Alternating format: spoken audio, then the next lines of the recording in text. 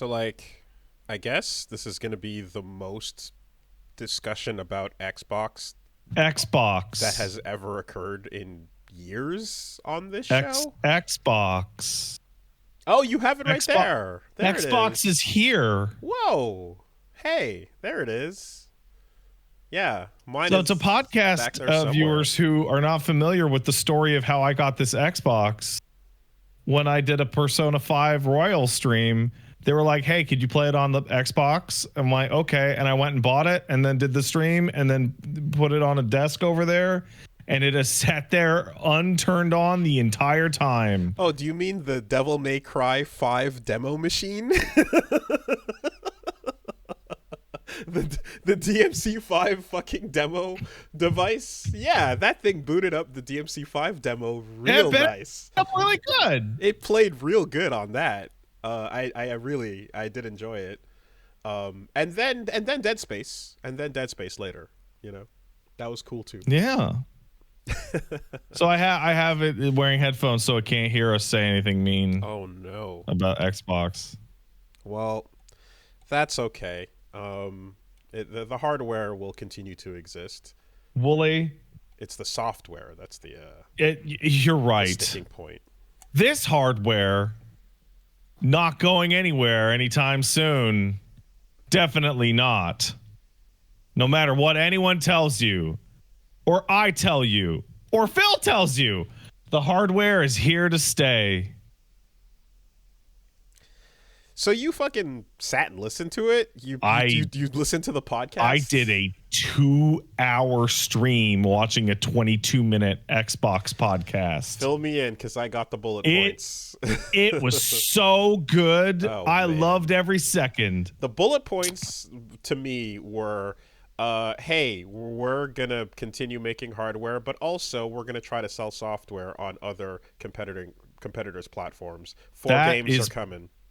That is pretty much, if you wanted to be like, I'm an investor or I'm some idiot that doesn't have fun listening to your executives lie to you, then the takeaway would be Xbox sees future value in expanding the user base of existing games after a certain age to recoup costs or make more money. Right? 4 games unannounced, totally not going to be Hi-Fi Rush, Pentiment, Sea of Thieves, and Grounded. Absolutely, definitely not going to be those 4 games that everyone absolutely knows. No way. I think the funniest part of that is that Hi-Fi Rush is the most known to be coming to the Switch. Like, it's the most, like, there's the shirts that got data mined out and all that. And we're all sitting here. I'm like, Xbox isn't telling us about Hi-Fi Rush because Nintendo gets to tell us about Hi-Fi Rush. And it feels like no, we can't tell you. We'd love to tell you, but Nintendo said we can't tell you. So, and I guess the sentiment also seems to be like, behind this is the giant looming is this a Starfield test? No. Are we going to try to make some Starfield PlayStation money? So I'm gonna have to try and break this down in like a before the bullet points. I need to try and like give you like a holistic picture. It's like the whole thing was this massive like masturbation jerk off session. Oh boy. Love those. So they're in an Xbox like studio and they're all wearing Xbox and the interviewer is wearing Xbox and her question cards have the Xbox logo on them and they're sitting in Xbox chairs with like a green background behind them. And you're like, okay, this is the media people over at Xbox doing the Xbox thing. But there was a part that really like broke the illusion where the lady asked him a slightly not as softball question possible. And Phil kind of gave like a half chuckle and he looks down and is like, wow, that's a great question. I'm like, that's a question you told her to ask you, Phil. What was... You wrote that for you to answer. What was the overhand ball question then? Oh, I don't even remember. Okay. I don't even remember. Um. Um, So so that's the tone. That's the tone of like, oh, hey, man, oh, it's slick and it's smooth and it's just the natural step forward for our business, and it doesn't mean anything else is changing. This is just, the way things are going to go, and we're going to give you some reasons, and those reasons are going to be internally inconsistent, and in some cases outright falsehoods. please don't sell shares. Please don't Um, sell. Please don't. so the gist of it is, they say we're bringing 4 games to other platforms that are over a year old, and we really feel that their community, they phrase it like their community could benefit from being on more platforms. And the underneath of this is Xbox, or Phil rather, being like, man, it's just great for everybody to play games wherever. It doesn't matter what box you're on. It's great for games to be played together with everybody, right? Like, isn't that word, like, it's for the community. And then, like, later on in that day, in a separate interview, there's like an insane quote from Phil going like, yeah, I don't know who that helps for Helldivers to only be on PlayStation and on the PC. I really don't know who that serves, or, what good that does. Like, people are buying PlayStations to play Helldivers, Phil. That's why. Right. Okay. So it's the attempt to create the I'm just a little guy. feature. I'm just a little guy. I'm just a little birthday boy. Right. And they're not big titles, but also we're never going to say never. And this is definitely not a test to see if we can make more money off of putting games on a new platform than selling the box. But also, hey, you know what's really successful, Wooly? What's incredibly successful? Game Pass. Game Pass is so successful. Game Pass is so successful that they saw double-digit growth in Game Pass subscriptions over the last quarter. Double-digit growth. That means at least 10%, right? That's huge. Okay. Right? Now, let's ignore the fact that, like, 5 minutes prior to this, Phil Spencer said that the layoffs had to happen because the industry didn't grow during the pandemic, which is, like, not true. It was like the most boom period ever for video games that have ever been in the history of anything. But double-digit Game Pass growth. Double-digit. Now, granted, they didn't tell anybody about this but shareholders before this, but they rolled Xbox Live Gold into Game Pass numbers because they changed the name of Xbox Live Gold to Game Pass Core. How about that?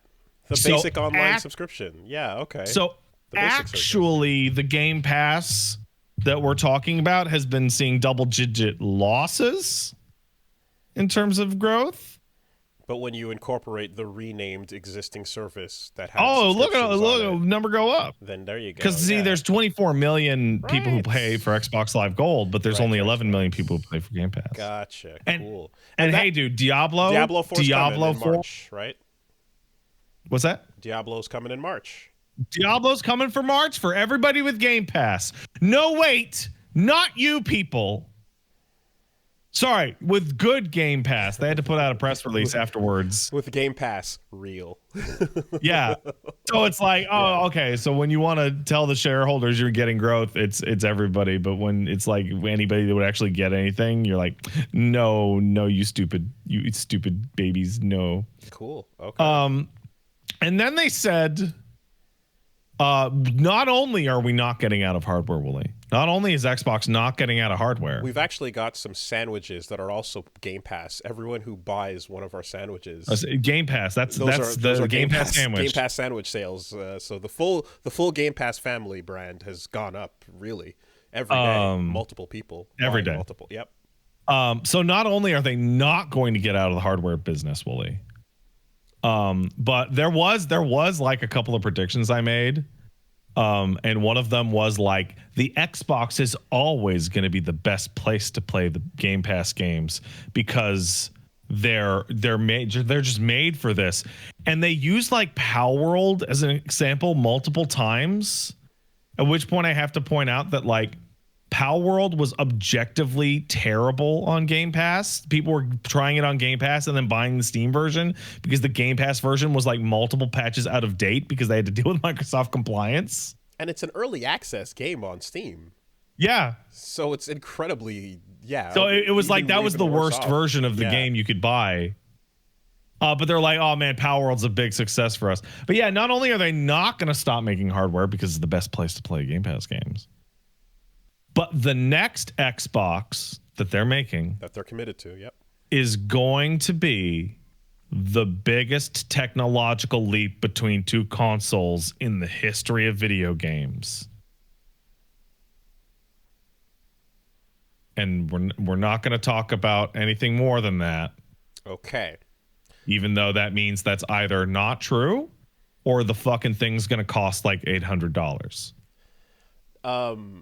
So this shift then is obviously going forward, this is like, how do we recoup losses on 2.5 generations of failure? Well, they just spent $65 billion on Activision. Like that money doesn't come from nothing. Mm-hmm. Money, like the timing is like money has to happen now. And it's a shame that like Activision Blizzard started to like burn down and lose a bunch of talent like during the buying process. That sucks. How sick would it be if the next generation of Xboxes are a bunch of towers and laptops where the like fucking logo has been stickered over the fucking Asus or Republic of Gamers or fucking Alienware logo? Just Wooly, like this thing is already pretty close to that.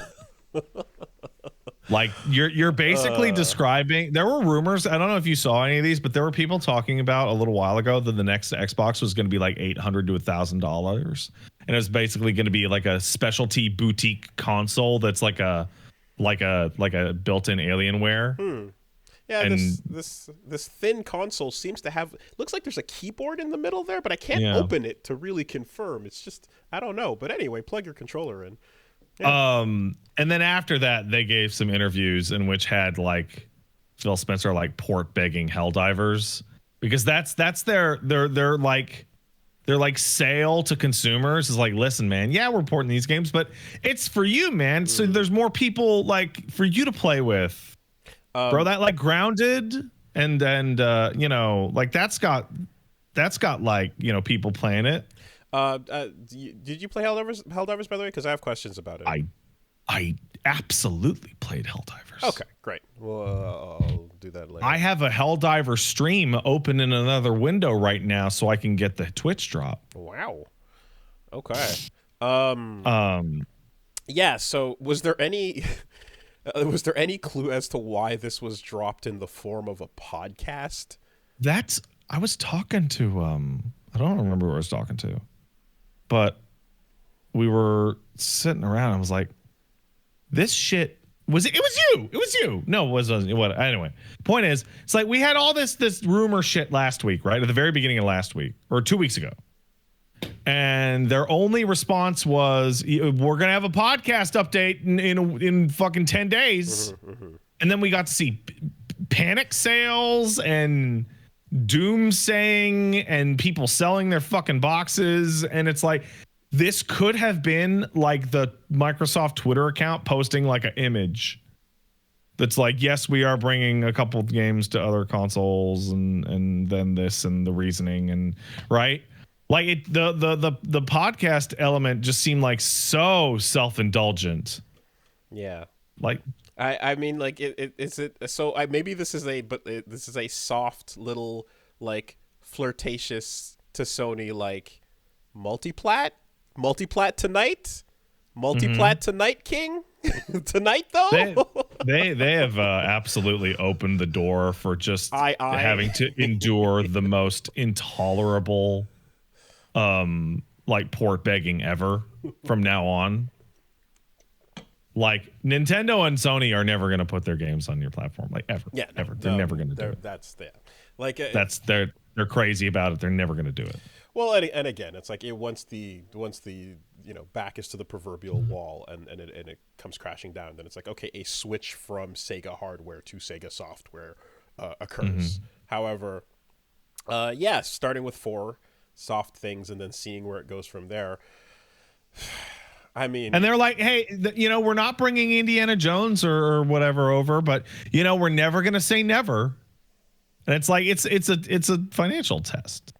It's hey, how much money do we make on this versus how much money do we lose over here? More how much do we lose over here, and how do we lose less given the state of affairs?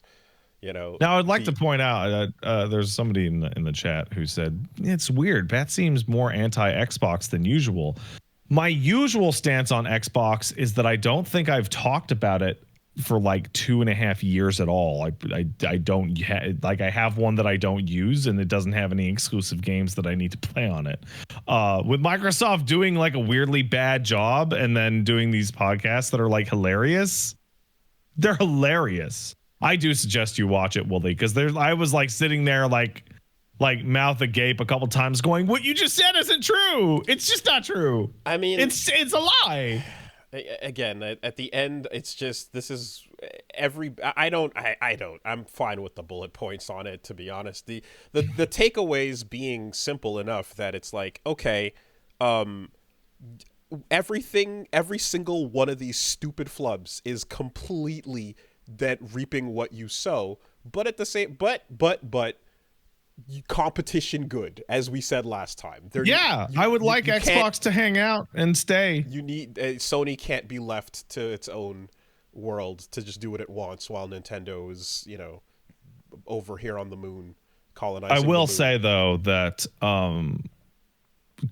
like when you say competition, that doesn't necessarily just mean there are other people in the market at all. Competition means you have to have competitors that compete. Yes, it has to actually be a race. there needs to be something to exactly, because if it's Sony can now ignore you, oh look, you're here, you exist, that's cool. Anyways, on to whatever the fuck we were doing, then no, that's not the same thing. It needs to be. And like, when I was talking about Xbox on my stream, it's just like the fucking company's been so fucking badly managed. Like everybody makes fun of Sony and Shuhei Yoshida for going, Demon Souls, this game's a fucking piece of shit.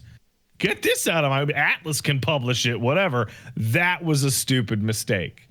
Right? But I was going down the list of things that Microsoft has dropped the ball on, and it's like Resident Evil 4 could have been an Xbox original exclusive, but their meeting with Mikami went so bad that like he just left and walked across the street and gave it to Nintendo. They passed on, and he felt like disrespected too. So like he did not want to work with them ever again. They passed on Genshin Impact. Like Genshin went to them and be like, do you want us to be exclusive? And they're like, nah. They passed on Spider-Man. That's the funniest one. Because remember Insomniac used to be the fucking with Microsoft? And they were like, hey, you want a Spider-Man game? They're like, nah. Yeah, I remember when I thought, many people thought that like, boy, that FF7 on N64 fumble is like one of the biggest ever. I can't believe yeah, it's pretty fucking bad. That happened. I'm sure everyone will learn from this lesson and surely not repeat it.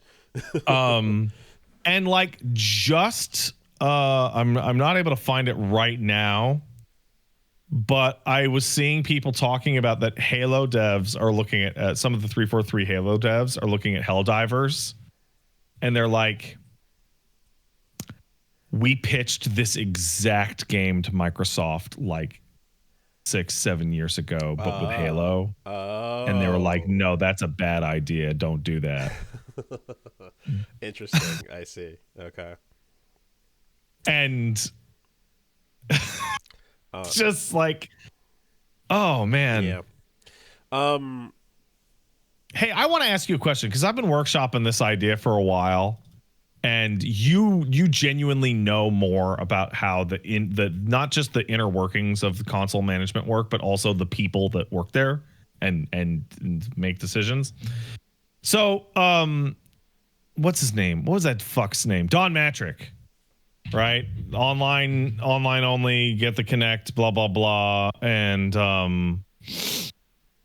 you got a console for you. It's called the Xbox 360, right? The first nail the in Xbox's architect coffin. of the sharing flop. Yes. But what was more important for that was they talked about how, like, well, it's going to be online only, so we're going to try and get like a Steam thing going on where games go on sale more often because we don't have to worry about shipping, blah blah blah, right?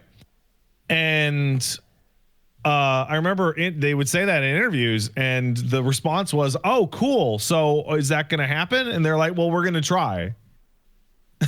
It's like, but that's you.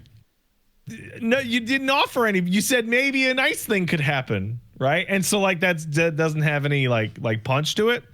And I was wondering because you see Epic, they gave people all the money to put the exclusive games, right? And then the second thing that Epic did is Epic's like, we're gonna take our cut from 30% down to 12%, right? Mm-hmm. And then now instead of offering direct money, they're like, we'll take 0% cut for a year. We'll let you put the game on our store for free now, right? Mm-hmm. And I think about, like, if they had come out and said, hey man, yes, the Xbox One is online only. We need to check your digital purchase. You won't be able to be making used games. But we will alter the way that our cut with developers goes so that we can tell you that Xbox games will be $10 cheaper than their competing platform. Because here's the thing. That would have at least given you a carrot to go along with the stick. Yeah. There was no carrot for the online only shit. It was the cloud. Yeah. But then yeah. I don't know if that's enough, but I also feel I might overestimate how much people would hate that shit because the idea, I mean, honestly, like, the $10 you're saving on that fresh purchase is still way more money spent than your ability to go buy it secondhand, which is what you're taking away from people. The ability to walk into the GameStop and buy it super marked down because I want to play that game for whatever, 20% of what it costs or whatever after the fact. Like it's still asking for more money than people are willing to spend, or more money than people have. So I don't think it would have been enough. Like, but it would have been something. It would have been something. It would have been something instead of the nothing that they did. But the amount of times to, like, our friends would, like, walk in, take a bag full of their games, throw them in, and then trade those games in for new things, and walk out having spent like $5 or so and getting a fresh thing. Like, people that want to do that, or people that want to go in and go like, I got like $30. What do I got here? That the $60 or $50 10 less in that generation would not have been enough. Also, always online. Like, that's a begrudging thing that like people could eventually accept, but like I still think it's not enough of a carrot. This is a slight diversion, but it is Xbox related. I've been informed that the FF14 beta is starting soon on the Xbox Series S and X. So that's cool. Crossplay among everybody. That's great. I've also been informed that the game requires you to have an Xbox Live Core subscription in addition to the game subscription, unlike every other platform. So you got to pay for both. Yeah. Huh. Okay. So if you don't already have Xbox like Game Pass Core or whatever, it's the most expensive way to play the game. It's like $35. Did they relent on that? I didn't see them relent on that. It's fucking stupid. Cool. Yeah. it just you the that was really, yeah, that was the beginning of the end on it. And um I don't know, like, here's the thing too as well, like if they're going, okay, we have these four, and then let's say they commit to every exclusive is actually now going to be not exclusive. Well, because they said, well, these guys are over a year old, Yes, right? sure. But even if they weren't, like, how much of the needle does this move?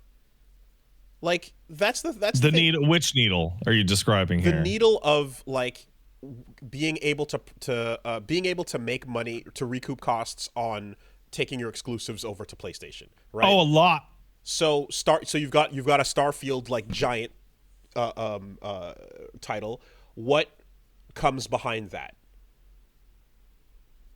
Like, What do you mean? What comes behind that? in terms of Microsoft exclusivity? Oh, you got you have your game. Fuck me. I was about to say you have your games made by Microsoft first party studios, but I don't. What is that? Like, What fucking first like, party studios? okay, yeah, Forza, okay, Halo, Right. like what? That's kind of the thing, is like what is the, what is the rollout look like? Once the Okay, big so things we're doing the flight the simulator. we're doing old games that are small and have communities. The next up would be Halo Infinite because it's a live service game, and you can play it for free. Right, the multiplayer for Halo Infinite.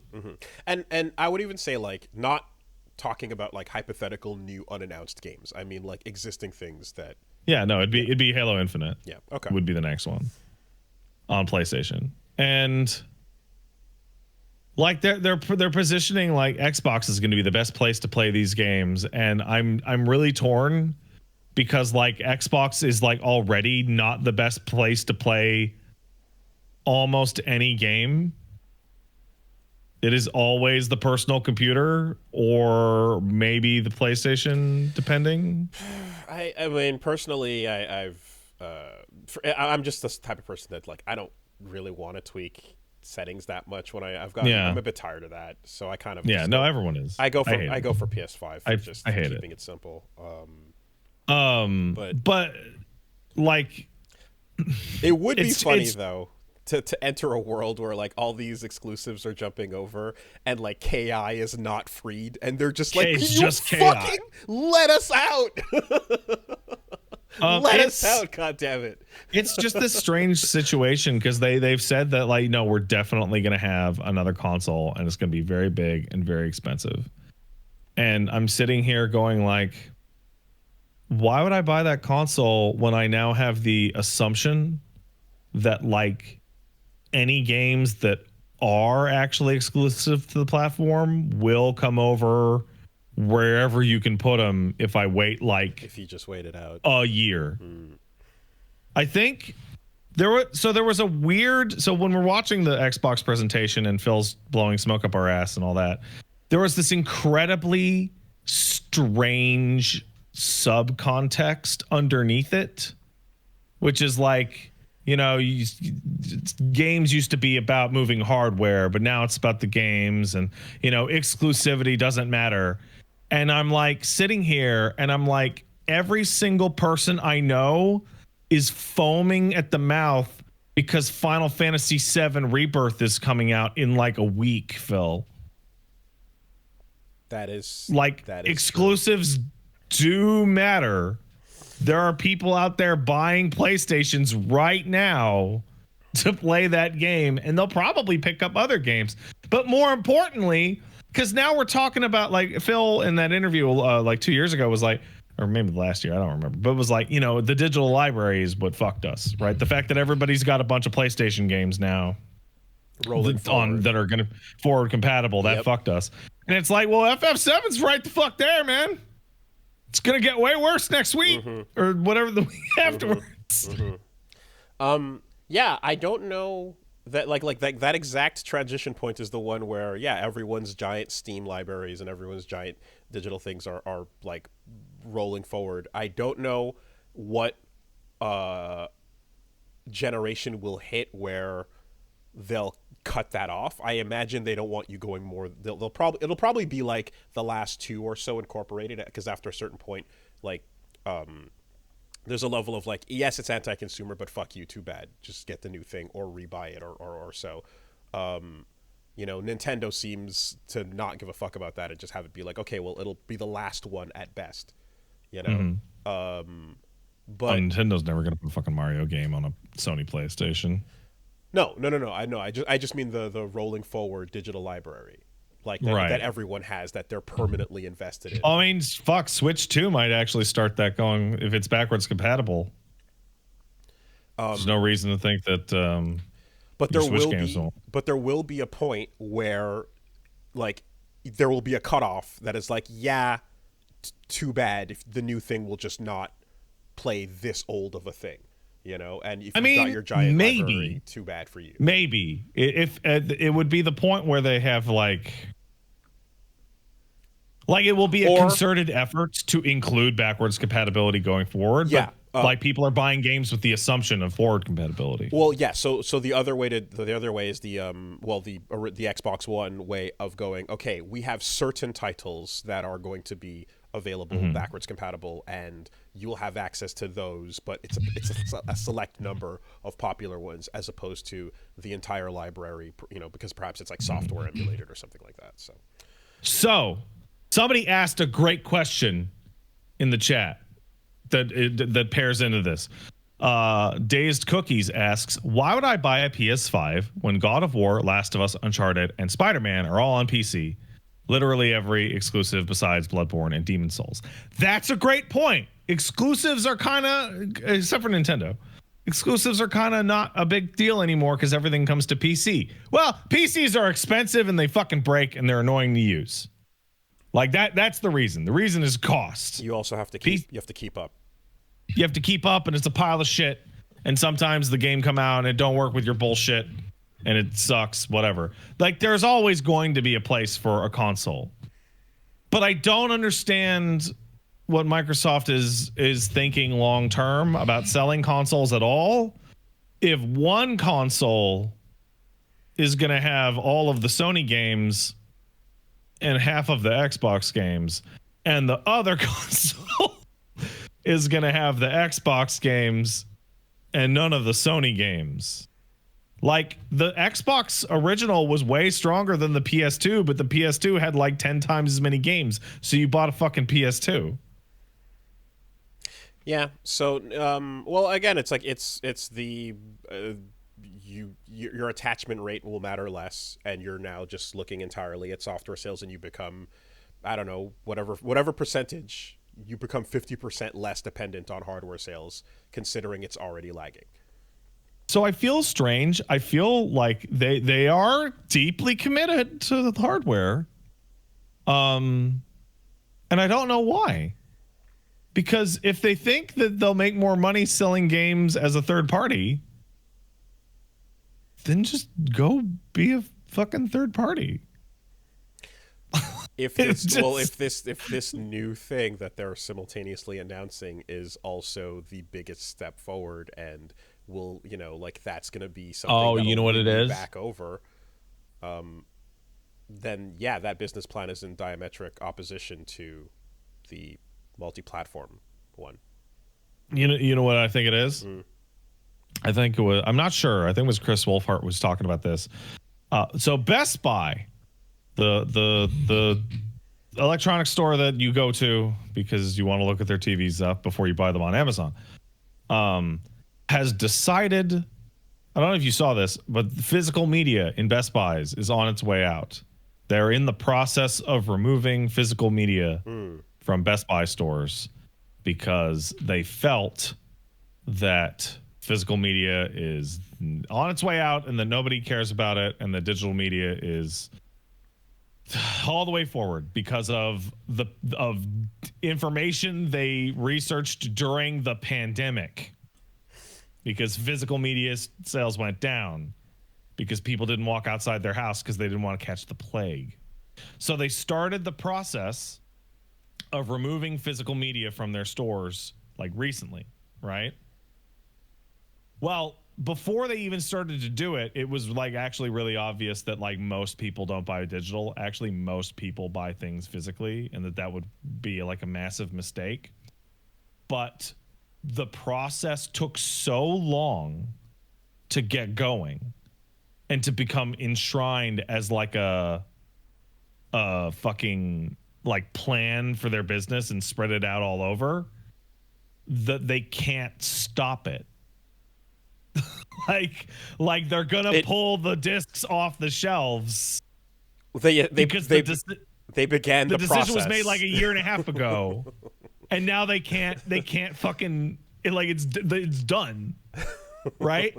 And I'm sitting here going like, if Microsoft has decided they want to be a fucking third party after the Activision Blizzard acquisition, why don't they just get out of the console business? Oh, because they have a console. It's already in people's hands. There's multiple price They've points for already it. sent They've it already out. committed They've to spent the money. It's there. It exists. It's on the shelves. They also have a team working on the upcoming one. By the way, if you work in that department, I'm sure your jobs Get your fucking CV good and ready. So, did you hear about how the energy at DICE was real? Like, there's two things that everyone was walking around talking the theme about. is survive. Survive 2024 and fuck Embracer. That was it. People just walking around with cocktails in hand, chatting it up with each other, going, "Hey, oh hey, Susie's in the chat. Hey, Susie. Survive 2024." Yeah. That's what the word on the street is. Well, here's the thing, right? Even the God, most objective, survive. even the most predatory like firm that like cannibalizes existing businesses for their resources and talent does more than Embracer Group, because Embracer Group bought all that shit for that merger that didn't go through and have just been like slashing every project that costs money to cook, and like they're buying it's like they have like a hyperfixation, and they're like, oh, I bought all hey, listen, I'm gonna start drawing.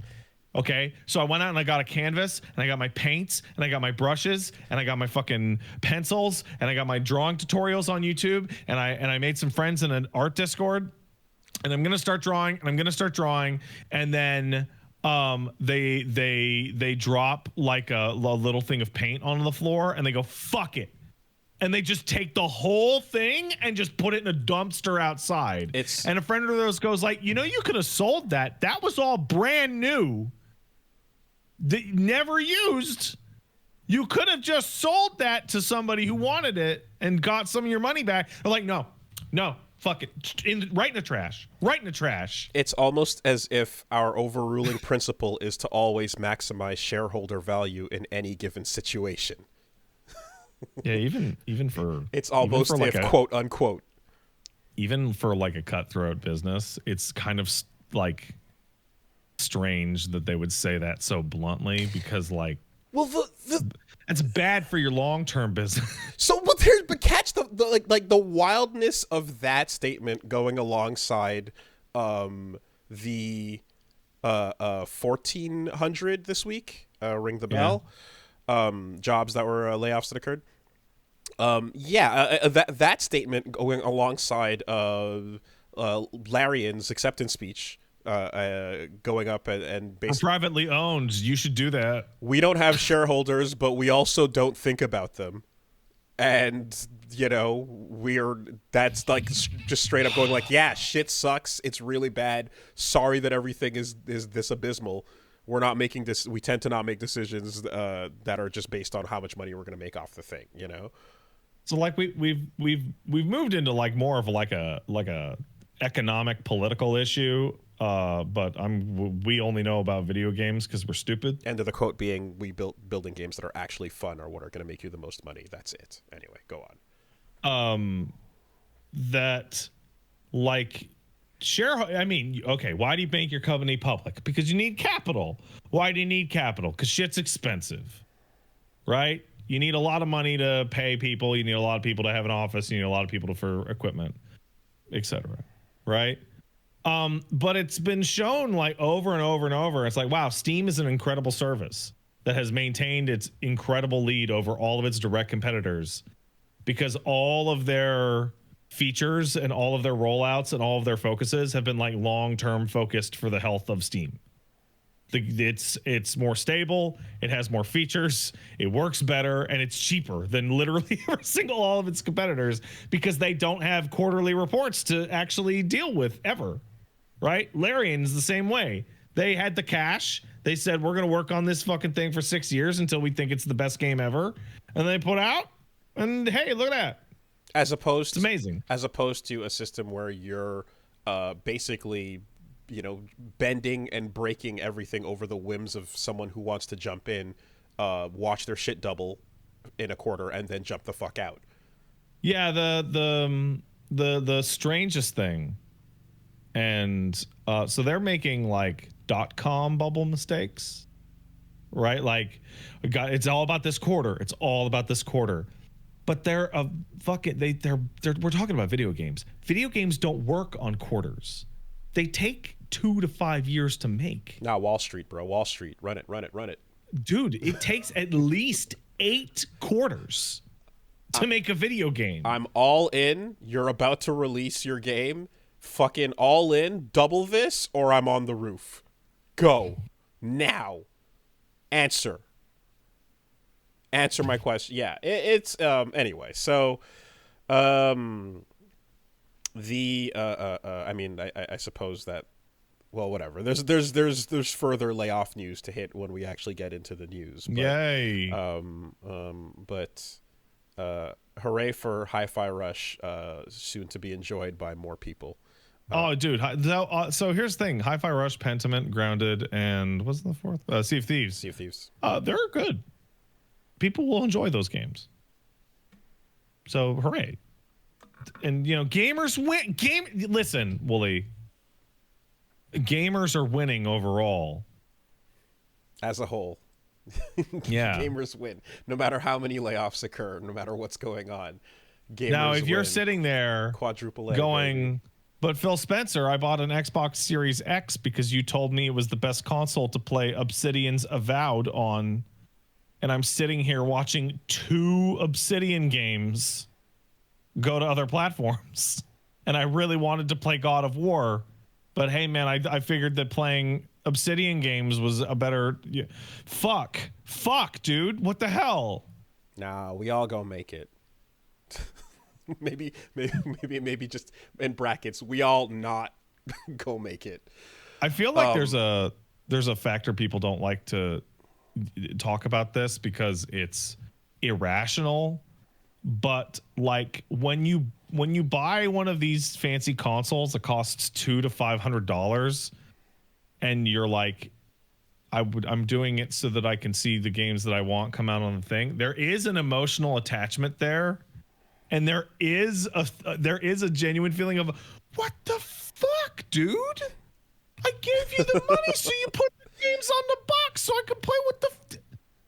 Like, that's not nothing. That is real. People are feeling that. And it's not entirely undeserved. In the future, when you throw out a range, instead of saying 2 to 500, can you say 2 to 699? I can. Okay, I'd appreciate that. I think that's... Genuinely, I think that is lowballing it. I think we are going to see a $799 US Xbox in the next 18 months. Well, I mean, you just have to come out to the podium and go, guys, it's a PC. Like, what do you want from us? It's a computer. Like, it's gonna have a Windows boot up. When you start. Do you get the feeling that you're gonna see Steam open and then full screen? And then it's gonna load a custom Microsoft or so fucking UI. Is this just big picture? Is this just... Shut up! No. A mouse is gonna be in the corner with the little pixels slightly off screen. Every time you come out of a cutscene, there's just gonna be a mouse cursor dead center in the middle of the screen, and once you touch the controller, it'll disappear, and you're like, "That's fucking weird." Why would it? Huh? Oh, why is it asking me about my OneDrive? Why does it want me to update that weird little? Wow. Do you get the feeling that the hardware guys have not gotten to sit at the table where this decision was made? Because if you're making like a big, like one of the most expensive consoles ever, and you're sitting there going, okay, so what exclusive games are we going to put on it? Nothing? Sick. Well, you don't want... You see, while they should be dusting off their CVs, you don't want to actually give them the clue that they need to do that. Oh, I'm being told that Helldivers on PS5 does do that. The mouse shows up on screen. No. Terrible. That's so funny. Yeah, no, the people in those departments just get fucked over the moment the public finds out they do as well. It's one of those bits, you know. You keep it close to your chest for the power play. But yeah, no, the Xbox podcast was incredible. I loved it. You know, Don Matrick really just shit in a bucket and gave it to Phil and told him to hold it. So I feel bad for him, but I don't think that the solution was for him to continue shitting into the same bucket and then complain that it's really heavy. Well, this is what you inherited. You inherited the legacy. What are you gonna do? Not shit? I'm gonna poop in it. That's what it's for, right? No, Phil, god damn it. You just gotta hold it. All right. So hey, how about this then? Yeah, Helldivers 2. Lots of noise made about Helldivers 2, and seeing the announcement that they had at the State of Play recently, taking a peek over and looking. Is this like a shiny Earth Defense Force? It is. It's a lot of things. Much like Power World is an unlicensed Pokemon, the Helldivers is an unlicensed Starship Troopers game. Okay. Did you like Paul Verhoeven's Starship Troopers? That was a good movie. If so, you're going to have a lot to love here. Wait, ironically or unironically? Ironically. Ironically, yes. Okay. All right. Yeah. It's people are saying in the chat, it is closer to a Deep Rock Galactic. It is actually, it's EDF with money. It's EDF with money in a mission structure that you sit down and you play like a 20-minute or a 40-minute mission. Seems like a third person shooting the bugs. Here comes the swarm. Get your group together. Yeah. Mm-hmm. So it looks like that. It's actually much more complex at its core than it appears to be. So before I continue, I will say Helldivers 2 is currently full. Don't buy it. I don't want to wait for the server queue. Game full, go home. Yeah, got it. Okay, got it. Yeah, cool. Damn. You know, I was thinking about it, but shit, I guess it's full. It is full. When you log in at the wrong time of day, the message is the server is full. Go home. Helldivers 1 was like a moderate success. It had like, I don't know, 10, 20,000 people, concurrent, right? This thing's 400K on Steam literally right this second. And their server just can't. It just can't. So it's very successful. Good for them. Also, PlayStation having a free weekend this weekend for the game that is full, maybe not the best idea to do that. That may have been a massive mistake to do. That was stupid. So I definitely remember this this logo from the first game or so, but I'd never I guess it didn't have this much groundswell. It sure didn't, because it was top down. Mm-hmm. Whereas this is a third person shooter, like your EDF, your Gears of War. So it's full. Don't play it. Only me. Second, it managed to overcome like the worst first impression I have had for a game in like a year. Like, not only is it full, but when I loaded it up, it would kept skipping the opening movie like over and over and over and over. And then it has a, hey man, do you want to play crossplay? And you go, yeah, crossplay seems like cool. And then it goes, hey, in order to play the game, period, you must link your PlayStation account. And then you go to link your PlayStation account, and the PlayStation account servers are completely fucked because of Helldivers. And then it has a big yellow button at the bottom right that says skip.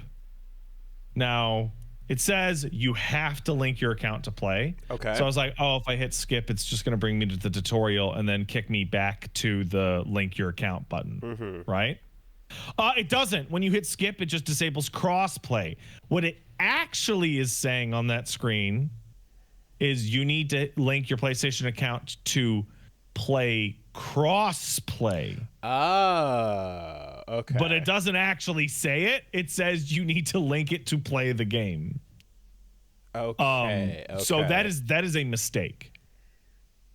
That is just a mistake. So because I am the way that I am, I blew like 90 minutes trying to log in on this. And got really mad. Jesus Christ.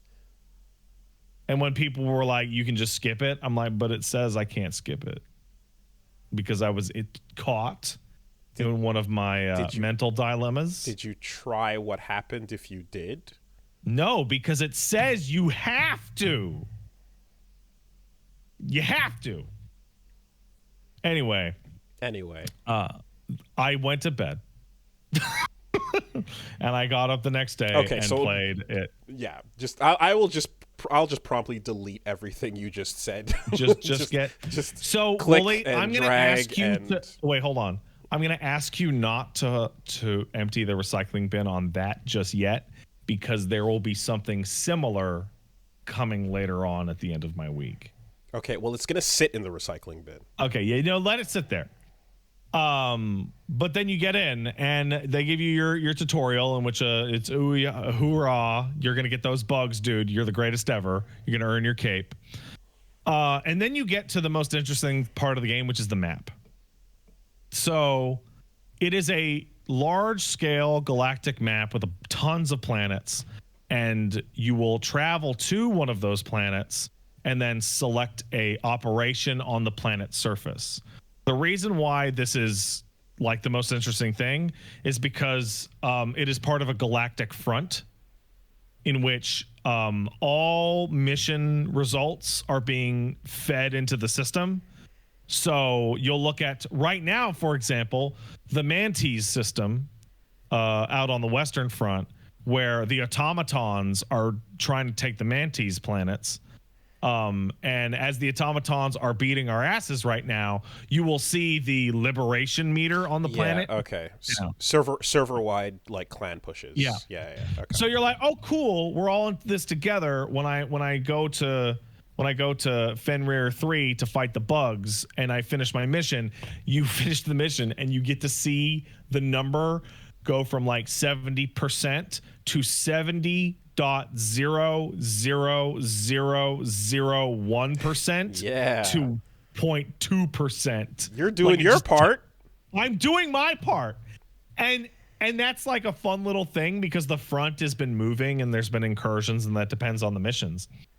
But more than that is that when you travel to a system that is like the site of like a very heavy player focus, in orbit, you can see other people's ships. And you can see other people being fired out the bottom of their ships to go onto their missions. Like actually like other people, not just like cinematically? Yes. Okay. And then when you are on the ground and you look out on the horizon, you can still see those ships. And not only can you see people starting their missions by firing off into drop pods in the far distance, you can also see the orbital bombardments coming down off those ships. Okay. You can see the fucking fighters coming down. You can see the laser bombardments coming off their destroyers. Cool. Okay. And people thought that that was just like a visual background. Yeah. Until one of the days where the servers were broken and the player count was really low, and there were no. Yeah. Okay, that's cool. That's cool. So it's just got this huge energy all the time. That I am doing my part. So we are all in this together. The marketing is very Starship Troopers-esque in that way. Is the game itself carry that energy, or is that just kind of like, oh brother, is it big old like military propaganda? Dude, as you're going down in your drop pod, you got your democracy officer explaining to you how you're going to be using your gun to inject liberty into the bugs. There you go. Okay, perfect. Good. That's solid. There also appear to be non-bug enemies. There are the automatons. There's the bots. Okay. And there is a third faction from Helldivers 1, which is not in the game currently, called the Illuminate, who are definitely not just literally the Protoss. Oh, yeah. Okay. They're just the Protoss. So, I mean, you sign up and you're like, I am going to use my gun to help save Super Earth, which is the name of the planet. Awesome. And we are going to spread managed democracy to the bugs and the robots. The whole thing is very hoo-ah. It's constantly swelling patriotic music. It feels like you're in like a fucking recruitment ad like the whole time. Would you like to know more? It has a really useful and worthwhile ping system like Apex. So I've been playing with no voice and it works completely fine. Yeah, are you from a gameplay? Yeah, no, I was gonna say, like, are you? Because I see it's third person. Are you like jumping into like other like vehicles or anything like that, or is it mainly just like different guns? So right now, Classes. You're on foot, and you have your gun. Now, your gun can be everything from a rifle or a shotgun or a flamethrower or a heavy machine gun. It can also include turret backpacks. It can also include two-man weapons. So you can get drops for guns that are like one guy holds the recoilless rifle and then the other guy's only job is to hold the ammo for the recoilless rifle. Cool. Interesting. Currently, there are no vehicles. Currently, there are no mechs. However, Helldivers 1 had vehicles and mechs. Okay. So I assume what's going to happen is the front will push very badly close to Super Earth, at which point they roll out the new stuff. So you have your guns, and you're shooting your guns and your grenades. But the main thing, like, you know, if this was a StarCraft faction, like, what have they got? You know, the bugs have their bug shit, and the robots have their robots. Mm-hmm. What Helldivers have is air support. That's the gameplay gimmick, is that you have unparalleled air support. So you hold down L1 and a bunch of Konami codes show up on your screen for your stratagems. Okay. So you do like down to the right and you'll get the beacon in your hand to call down an orbital strike. Right? Or you'll hit the down, left, right, or to get a resupply. And these just work on timers. They're not consumables. They're just like, did you bring down a turret? It'll be 90 seconds before you can bring down another turret. Right? How many people are on a team? 4. Okay. And so, you know, you'll be wandering around the map and you're trying to get to the objective and you'll see a patrol and then like some guy will throw down a turret while another guy calls in a strafing run. And then before the bugs know what hit them, you are chewing them up with air support and turrets and mines and whatnot. Okay. Because your actual character is extremely weak. Like they get killed very easy.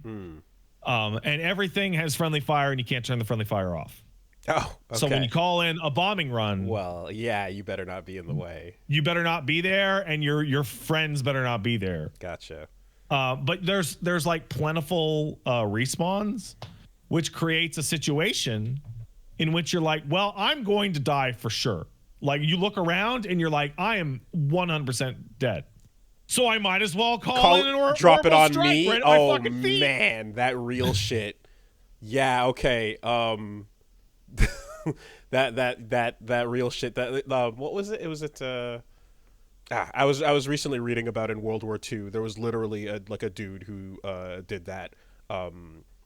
Like one of the black officers like was kind of stranded, and he called in a strike on him, on his position where Nazis were surrounding him, and it was just like, I'm fuck. 100% sure they're here because they're touching one of those. me. Okay, damn.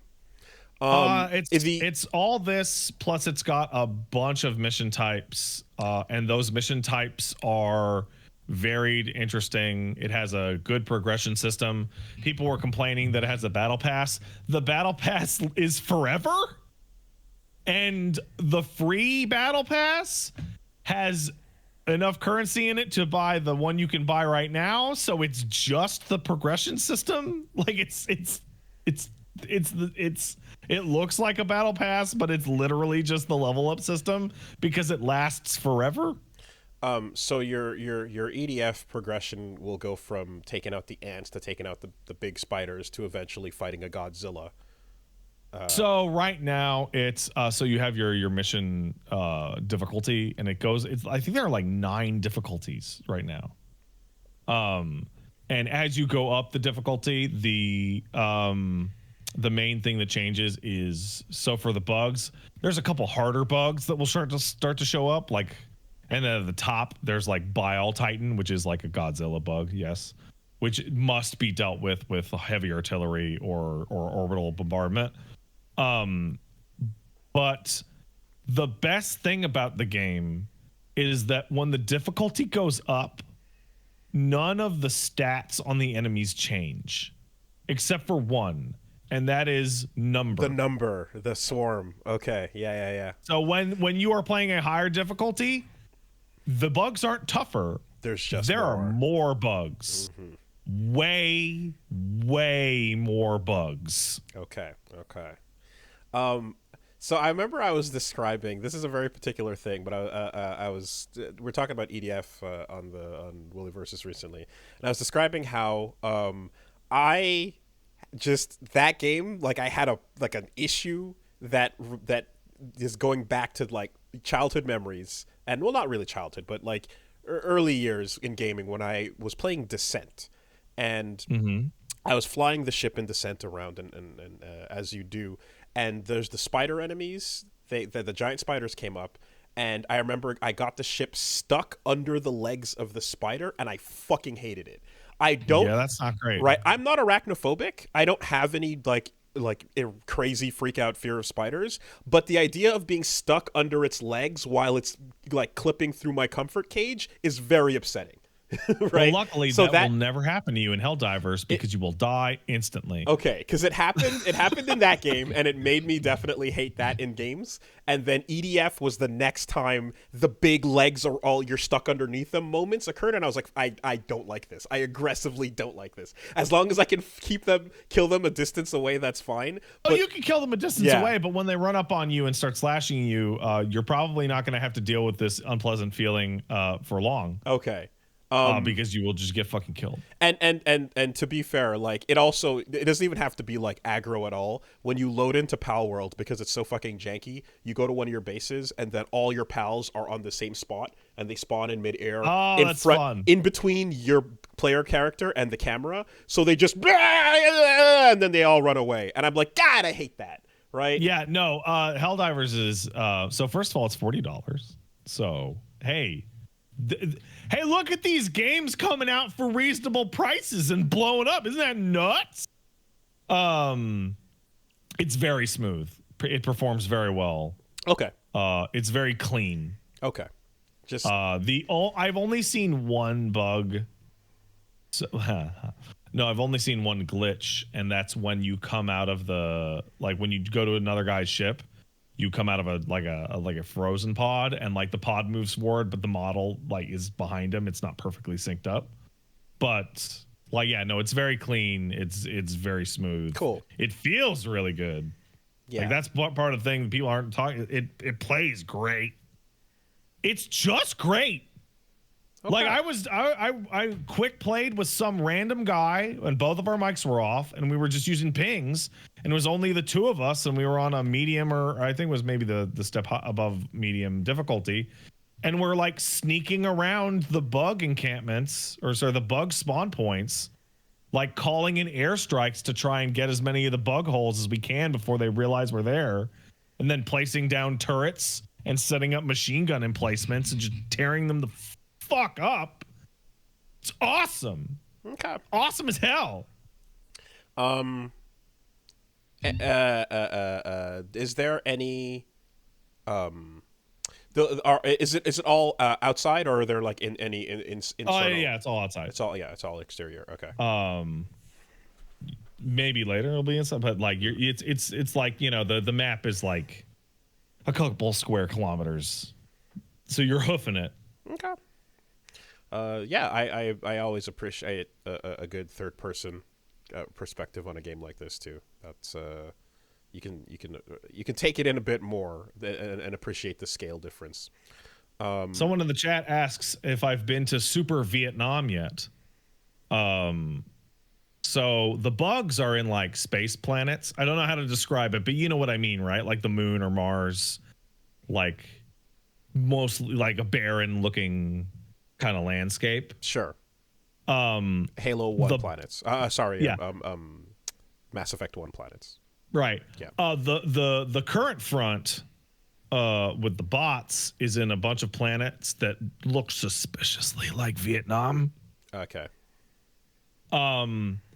And you will be traipsing through the jungle, and then you will see a little red glow and go, huh? And then just like actually hundreds, if not thousands of red laser projectiles will just come out of the tree line from a bunch of different directions. And then you will hit your double tap on circle to dive out of the way and go, fuck, and just start calling in air support and then just throwing it wherever. Helldive even. It's great. It's great. Can you move? Can you do stuff? Because I get the way you're describing this, it sounds like you're just a thick meat grunt with a fire button. Oh yeah, no, you can move, you can sprint, you can jump, you get a jetpack. Oh, okay. You're not just meant to like war of attrition it. No. You're going. Cool. Okay. Yeah, no, it's I'm sorry, you can't jump, but you do have a jetpack. Okay. And you can dolphin dive in any direction and then shoot as you're flying. Is your is your sense of progression coming, like, are you getting like customization armor or like any sort of so there's your standard weapon rollout, and then you have your armor, which is not as important, and then there's your look, but then there's a second progression system, which is your level. Like, are you a cadet? Are you a sergeant? Are you captain, etc.? And that is tied to your stratagems. So when you start, the only thing you have is an orbital drop and a resupply. But then you quickly unlock turrets, and then you unlock a Gatling gun turret, and then you unlock strafing runs or high ordnance or laser weaponry coming down from fucking heaven.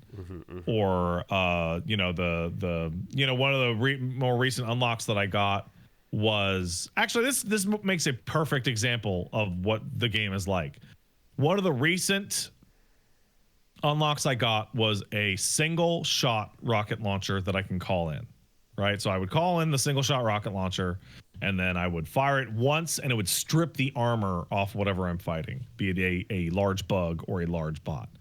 The reason why I unlocked it is because I fought a mission with another guy in which the mission was kill 3 chargers, which is a special kind of heavily armored bug. That guy did a great job taking out 2 of the chargers, but then he disconnected, and I was left to kill the 3rd charger with small arms that couldn't get through its armor at all. Gotcha. Okay. You can shoot it in the ass on its weak point, but it's really hard. And the way that I ended up killing it is that I let it kill me, and then I respawned and dropped the pod on its fucking head Okay. and killed And it. then got it. And then Interesting. went, I need a goddamn stratagem to call in When someone if drops. there is armor Yeah. on this mission. Interesting. Okay, that's cool. I didn't know it was going to work, and then it worked, and I was like, fuck yeah. It's great. Are you I also? don't know how the fuck I'm supposed to kill that thing without artillery. That thing's tough as shit. I guess the question is like, are you on a mission that is being queued up based on the highest level of the That person mission you're is with? kill 3 chargers. Yeah. Okay. Okay. So, You so were there's you no- were there's no you way were around already it. in above your depth. Yeah. Yeah. I probably should not have even gone on it. And one last thing is that if you complete the mission but fail to extract and just all of you die, you still get most of the rewards. Ah, Extraction is a bonus. it's a bonus. Cool. Titanfall. Yeah. Yeah. And around all this is because the way the game works and we're all doing our part and you can see everybody fighting in the distance. People are getting real crazy about it. People getting real crazy. I'm seeing like fucking Vietnam music fan cams on TikTok. I got people. Oh my god. We got people doing propaganda posters vowing to take back Dropnir because the fucking bots took Dropnir from us, and I'm pretty sure they're taking Mantis right now. Okay. And it's just got this good fucking vibe to it. And whenever people talk about it, they talk about it like it's a video game, but then they also talk about it like, bro, what are you doing out on the east with the bugs? That's not the problem. We got the bots coming in on the west. We need people. Because you can see how many people are split between the two fronts. And most people are on the eastern front right now dealing with the bugs because they're easier to deal with. Is there? Well, I don't know. Is the outcome of the? I saw someone say like you lost a planet. Does the server faction game have like? It has consequences. Yeah. Okay. So the main thing is like A location Super can Earth no longer be gone to. So Super Earth is in the center, right? And then there are concentric rings, basically, that go out in sectors. Contested sectors are the only ones you can play at. But if you fully lose a contested sector, the whole line moves forward one of the concentric rings.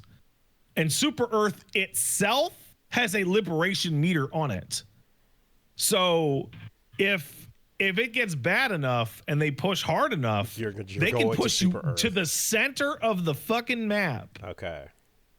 Huh. Cool setup. Yeah. All right. My assumption is that they will have, in the lead up to a big feature drop, they will have, the bugs the bugs have never been worse. And then they push all the way to Super Earth. And then when Super Earth hits like 50% overtaken by the bugs, they'll hit the button and go, hey, new development rollout. Here's your tanks. And then people will be able to upgrade to tanks, at which point they won't have to change the difficulty, but now people will have fucking tanks to push that shit back. Sounds like the year's early video game. Sounds like just fucking games happening. You know what? Yes. Last year with Hi-Fi, it was like, wow, yo, that's a video game. Yeah. Okay. Yeah. This is a goddamn video game. Okay. Cool. And we're all doing our part. Are you? Don't. It's full. It's full. It's really fucked up because the servers exist in some flux right now where, yeah, I'm playing Helldivers, but the matchmaking's broken, so I'm having to go into some of these missions by myself. And let me tell you, that game wants you to have at least one other person. You can do it by yourself. If you want to play Helldivers 2, we say do not come. Do not come. Do not come. What else did you do? Well, as you know, there's a smaller version of me that lives in my home. It's a Pat Jr., if you would, and he's been in his bassinet and he's been sleeping good. And one day, he decided, "Fuck this! This bassinet is bullshit. Every single time I go to bed, I'm gonna put my arms straight out and T-pose and grab the sides of it." And try and claw my way out and get mad and wake myself up multiple times a night. Mm-hmm. So we got in the car and we went and we got a crib. And we brought the crib home. And yesterday was my task for the day was to build my boy a gay baby jail. Mm-hmm. And man, a crib really is a jail. Like the bars and all that, like they make it look nice with the wood and all that. But it's a jail. It is a jail. So I take apart all the shit on the crib, and I am hit with my first challenge, which is no fucking instructions. It's shipped without any goddamn instructions. Well, that's okay, because you're a dad and you've got that inner, like, handiness that then kicks in. You've got that stat covered. Yep, that's right. And that handiness is spend a half hour finding the company website and downloading the PDF of the instructions on your phone. Crying as you search for a PDF. So Wooly, guess what? You're not wrong.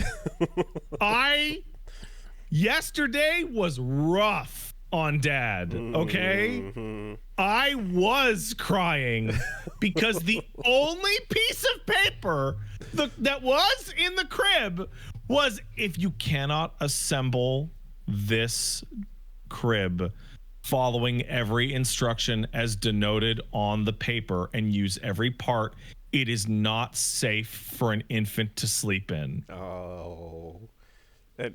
which planted the idea that, oh my God, if I get a screw out of place, it's over. The baby's head's gonna fall off. And or he'll explode. And in the meantime, the current containment in the background is your baby's dropping domain expansion. Yeah. as it goes full power and gets the fuck out of it. So yes.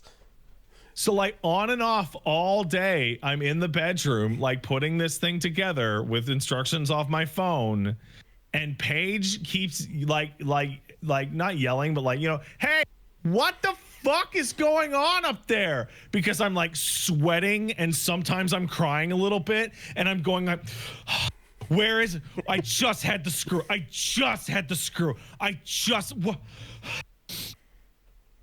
And I got it built. And it's all done, and the little baby has his little baby mattress, and there's a mattress. There's like a bed spring that you put in it, and the bed spring has like a paper pouch on it, and it says, "For regulatory purposes, do not remove this pouch from the bed spring." I'm like, okay, I won't. And then I finally did all of it. And then I read the last part of the instructions off my phone, and it says, place the instructions back into the pouch on the bed spring. And I'm like, no, you can't. So I went to the bed spring and I opened up the pouch, and sure enough, the instructions had been in there the whole time. But I had not opened it because the text on the bed spring said, do not remove this pouch. Because it can convert into like a small yes, right. or like a taller bed. And then I was like, so the worst, what the worst part is? Paige had like come to hang out in the bedroom with the baby, and they're like, ha ha ha. So like she saw it. She saw me discover that I had just not been able to find the instructions because the box told me not to. And like if she hadn't been in the room, yet never came with the instructions. Just no. I did it all by myself. It never came with it. But she was like right there to just see me pull the fucking instructions out of this pouch and go, and she goes, why didn't you look in there? I'm like, it told me not to remove the pouch. It says right here, don't remove it. How did you make it out of prison in Metal Gear Solid 1? How did you get out? I had a tips and tricks guide. Did you? Okay, I'm like because it says to sit there. So like, what did you do? How did you? Yeah. Okay. All right. All right. So the crib is all made, but the baby did not sleep in the crib last night. Did you? No. And Paige was like, "Oh, why? We can just put the mattress cover on, and we put the blanket, not the blanket, the sheet, the fitted sheet, and the mattress cover, and blah blah blah." And I'm like, "No." And then I held the baby, and I held his little sleep sack, and then I bawled my fucking eyes out like I had a family member who died because him going from the bassinet to the crib means he's not just a little baby anymore. It means he's now just baby. He's a guy, right? He's a like guy. He has gone from like infant, to baby, like conclusively. Little baby is now little guy. Yeah, and it's stupid. It's stupid. And you, dude. And you I'm gonna tell you right now, in like 3 or 4 years, that kid's gonna go to school, and I'm gonna lose my fucking mind. I'm gonna lose it. You will also need to design and reinforce further and further entrapment tools as he continues to bend the bars. Well, this one's gonna be good for a while because what they do now is they give you like a crib for like 6-month-olds, so the mattress is like most of the way up. Okay. And then as they get the ability to stand, crawl, and try and escape, you drop the mattress down farther and farther and farther until they can't. Now you're gonna walk back in and you're gonna see him like at the beginning of Stardust Crusaders with like a surfboard and like a mini fridge and a radio, just chilling. Okay. There's also a secondary part. The boy has a chance, Wooly. We got him measured when he got his shots. The boy's right now in the 41st percentile for baby height. For height. Okay. Almost at the middle. How, like a normal person. How aggressively are we tracking these stats? Every single time he gets a shot. Yeah. Okay. They go percentile for height, weight, head size, etc. Unfortunately, me mentioning this last night on my stream, and me mentioning that I'm 5'2" led to the statistical discovery that I am in fact in the 1st percentile for male adult height in Canada. I am in the 1st%. I am at the bottom. Wow. like Wooly. Yeah. Okay. You've known me for a long time. Yeah. Paige doing all the heavy lifting on this one. Yeah. Okay. Got it. I'm a short guy, but I never had the stats to be like, oh, you know what? You're right, Statistics Canada. I can't think of another adult man that I don't have to look up to at least a little bit. Not even one. I can't remember the last adult man I didn't have to tilt my head up a little bit. Did you track your height on a wall? Me? Back at home? We did not do that. You didn't do that? Okay. Because you could then like kind of, if you want to get real granular and nuts, go, well, at 12 you were here, and what was that percentile? And you know, I'm gonna be blunt. It was not gonna be a fun topic in my household. Not a thought. Okay. Hey, congrats. Like the goal, you know what the goal in my house was? To be taller than my dad, who was like 5'2" and a half. And I didn't do it. I didn't even do it. So it's now this child's How- cross to bear. How All he's got to do is hit the second well, percentile. I'm like, how quickly will this occur? Because it's fun to imagine the Shimon Kamina moment somewhere in your 20s or so, but that shit might happen at like 10. If he's going to be 5'6" or 5'7", like by the time he's a teenager, it's about the same height. Okay. Like there was the neighbor's kid that was like playing music too loud in his car, and I had to be like, dude, my baby's asleep. Can you turn the subwoofer off? And that kid's like 14, and he's 16, and he's taller than me. I'm small. I've also watched as we have a fairly tall family, but I've watched Good for you. whatever dice roll. But no, I just wanted to say it. I've watched like some of the nephews grow up to be like instantly taller than the average height adults in the family as well. Just shoot the fuck up. So yeah, I don't know. Something's in the water. Okay. The water was smoking for my family. I think my boy is like the first person in my family to not have like multiple years of secondhand smoke in his crib. Directly blown. In like 150 years or something. Yeah, okay. That's a good. Dad, how come you're so short? Was it because your mom smoked when she was pregnant, or did she smoke into your crib, or maybe it was those bottles of hot water she gave you when you were hungry? Did I even tell you about that? No. One sec. Did Paige check her percentile just out of curiosity? Oh, she's average. She's 5'4". Okay. I told you that when I cried as an infant, my mom told me that she was told by the nurse. God damn it. The nurse told her that you have to feed the baby every 3 hours and not before. So if I got really hungry, but it wasn't time, she would just whip up a full bottle of hot water to fill my stomach. As like an infant.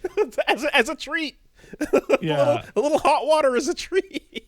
And in the same conversation I have with my mom, she's like, and you had terrible colic. We couldn't figure it out. Oh, no. Oh, God damn it, man. Shit. All right. Oof. All right. It'll be okay. What's going on this week? For me, Infinite Wealth, I'm not going to play the second part of the FF7 demo because I'll just do that again when I play the real game. So it's Infinite Wealth. Pacific Drive is out this week. I'll try and sneak in a Helldivers if it's like I'm streaming and I'm like, I would love to stream a game of Helldivers. And every time I try it, it goes, fuck off, Pad. You can't stream this. What are you, stupid? So I'll try and sneak in some Helldivers in there if it lets me. But it's mainly Like a Dragon 8, Infinite Wealth, Pacific Drive, and we'll also do a backlog on Friday. Okay, Helldivers if you're allowed. All right, It's over at twitch.tv/PatStares. Bathroom, gotta go. Enjoy.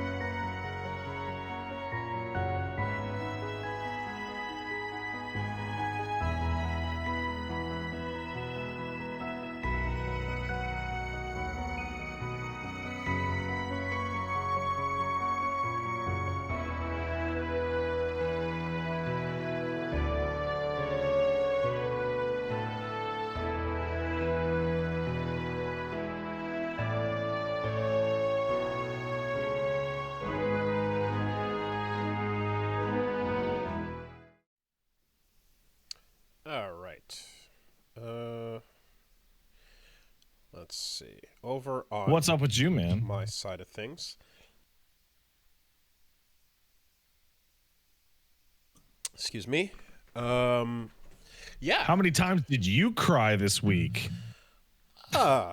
Fairly minimal amount, just the usual once per night. No.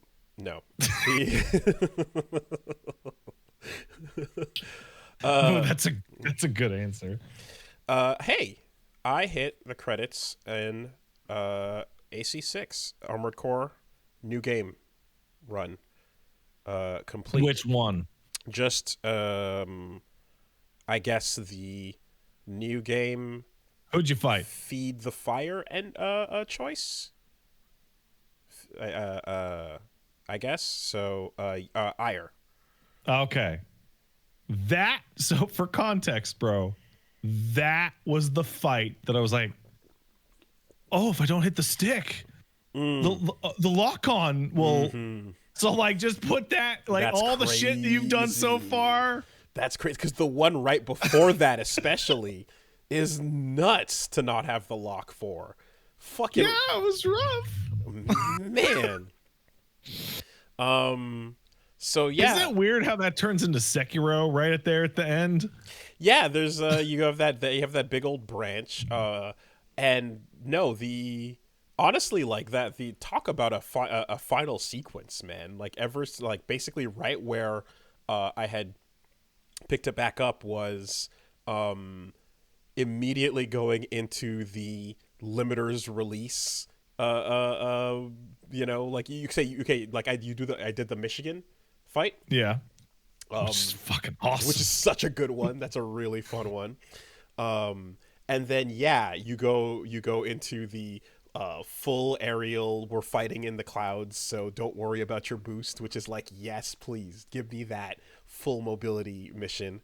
And you no, and but right before that as well, going into that the heart of the coral, right? The where Arquebus is basically like, racing to the point.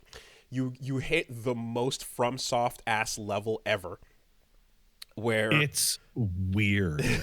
like the style of the game changes to like, oh, there is a fucking pit with bone wheel skeletons rolling around in it. It is bizarre, isn't it? It's like it's from a different game Completely. series entirely. Completely.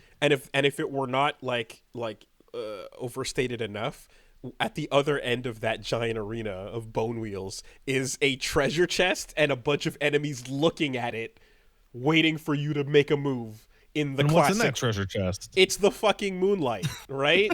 In the most FromSoft way ever. It's wild how very much that is we dropped another game into this one. Yeah, you get there and you're like, oh right, yeah, From Software makes these.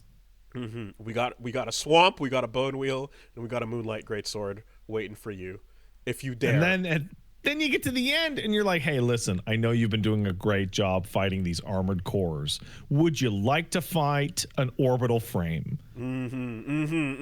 So yeah, you get the and not just any orbital frame, but it's fucking rusty, right? So like such a fucking hype mission. Everyone rightfully being like, hey, can you turn up the music? I was like, I guess. I mean, it's been pretty, it's been all right in the background so far. And it's like, oh no, we got some themes kicking in. By the way, I want to point out, Wooly, I wasn't talking about Rusty. I was talking about Ibis. Oh, okay. Yeah. That there's funnels popping off. There's like, because that thing doesn't exist on the same rule set as your mech. It's from a different mech show than the one you're like. Rusty is incredibly. He's incredibly. I love Rusty. So yeah, but Ibis is just like a fucking. So my brain, okay, for the Ibis, my brain went Gundam on that, not. Oh yeah. Yeah, because it's Quibbly. You're fighting fucking Haman Khan. I'm not as familiar, right? As you are. Like you're so that but yes, you can go Zone of the Enders for it too. But you see the shoulder pads and the fucking funnels coming out at you, and it's just like, oh, we're doing a Gundam fight. Sick. It is that's a real one. And you're learning to fucking navigate the slashes and get the pressure going. It was a really, but and then yeah, you have your first phase of like it's the whole fight is the first phase, and then we just do it again.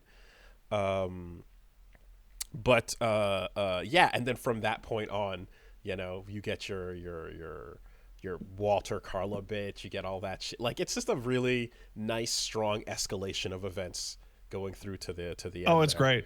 Um, every bit, and then like yeah, taking the time to just adjust the build, getting in the moonlight and working that in more like it's a fun ass blade to have. Like that's uh, um that I don't know. Like I wasn't sure if it was gonna be just a melee in the end, but it was just like actually no, it's a beam weapon, it's a projectile, So that works. I have no complaints about that. I Oh yeah, you might not be as familiar. That's what it always is in Armored Core. It always is that. Okay, cool. Yeah, the Moonlight's like gimmick in nearly every game that it has is that it shoots like a Zelda style like beam projectile Okay. out of the end of it. Yeah, and the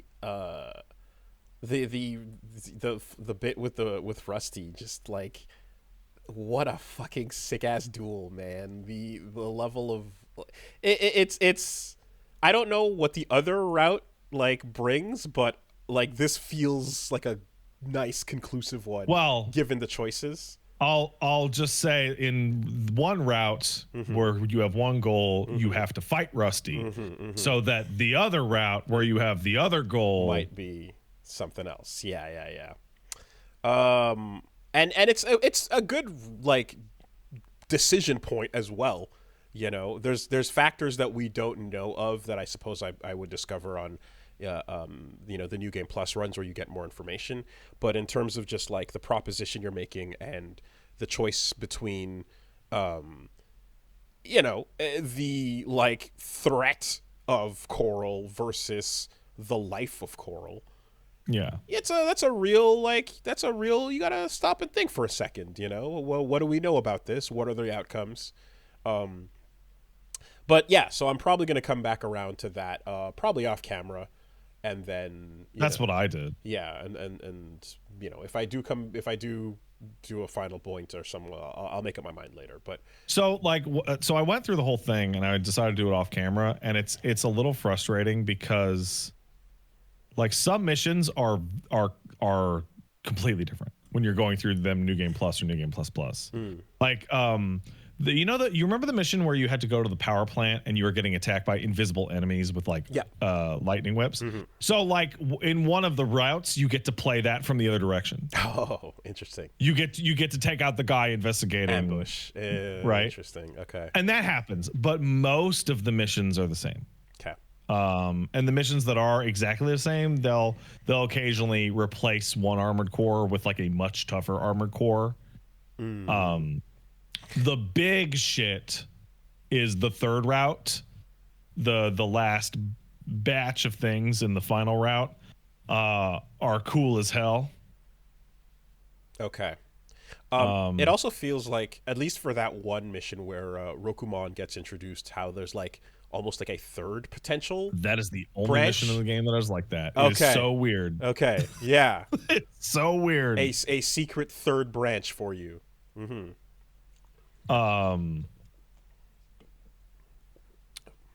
But yeah, they all have different final bosses, which is really where the meat of it is. yeah, which is a great excuse to then have a different vocal theme kick in.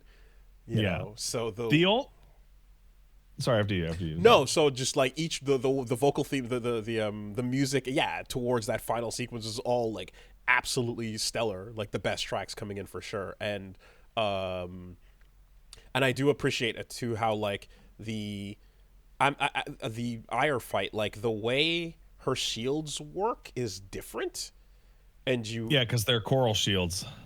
So you have to kind of like you stagger her completely differently, I fortunately was I was messing around with a build that was again working with the moonlight at that point, but like there were some of the missions where I was just trying to gatling through it. The tower defense one, like there were moments where like the snipers come through where I'm like, oh my god, like it was getting rough with the pressure on that. And I know that, like, because I know there's a thing where it's like every time you fail, you go like, is it me or is it my build? You know? And then it's like that is a 50-50 chance in that yeah. game.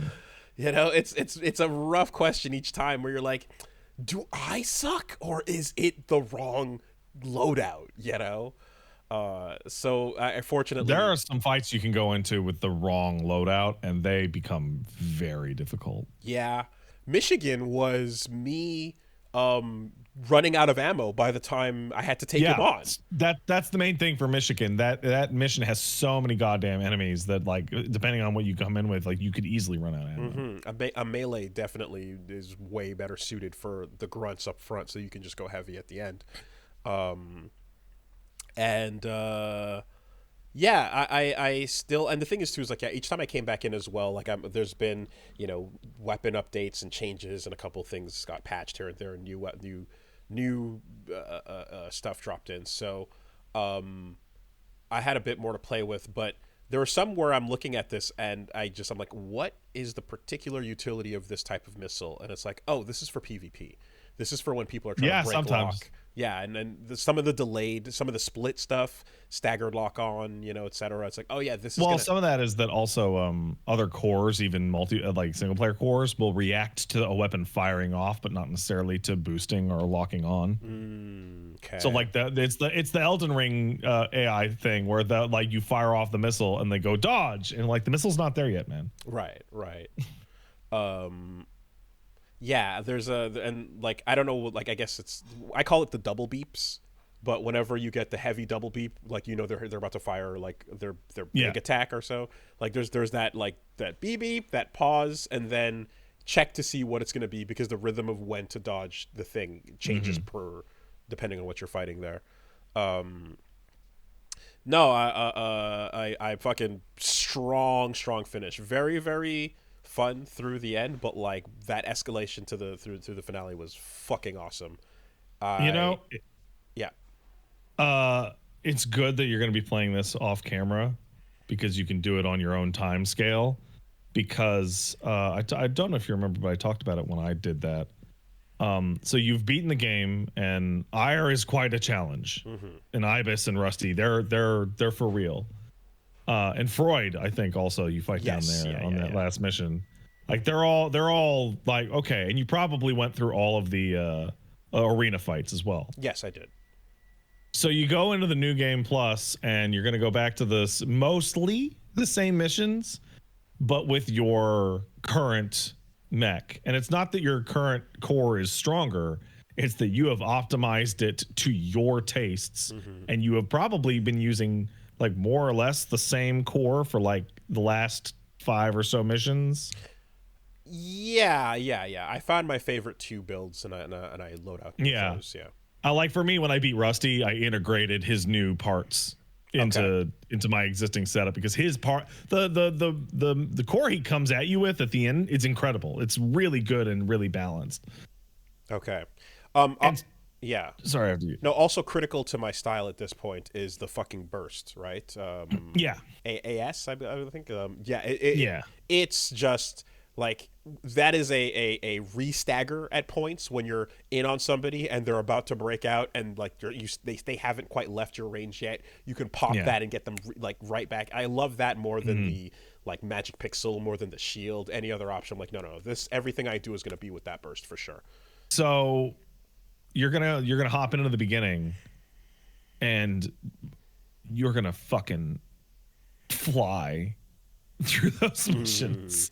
You by the end of new game, you're going into new game plus as if you are the fucking guy in the cutscene of the Armored Core intro movie. Right. Because you know exactly how your core controls. You're comfortable with the distances you set yourself. You're comfortable with all your weapons. Rip 617. And then you'll be running into like certain duels. Like certain there's a good mission where you have to go to that mission where you have to invade a government facility, and at the end there's like a big dome, and then as you walk out of the dome after blowing it up, there's two of the government The like cops. HCs that show up, and then that's a real fight. Yeah, it's not going to be a real fight the second time around, even though they're exactly the same and your parts aren't necessarily stronger.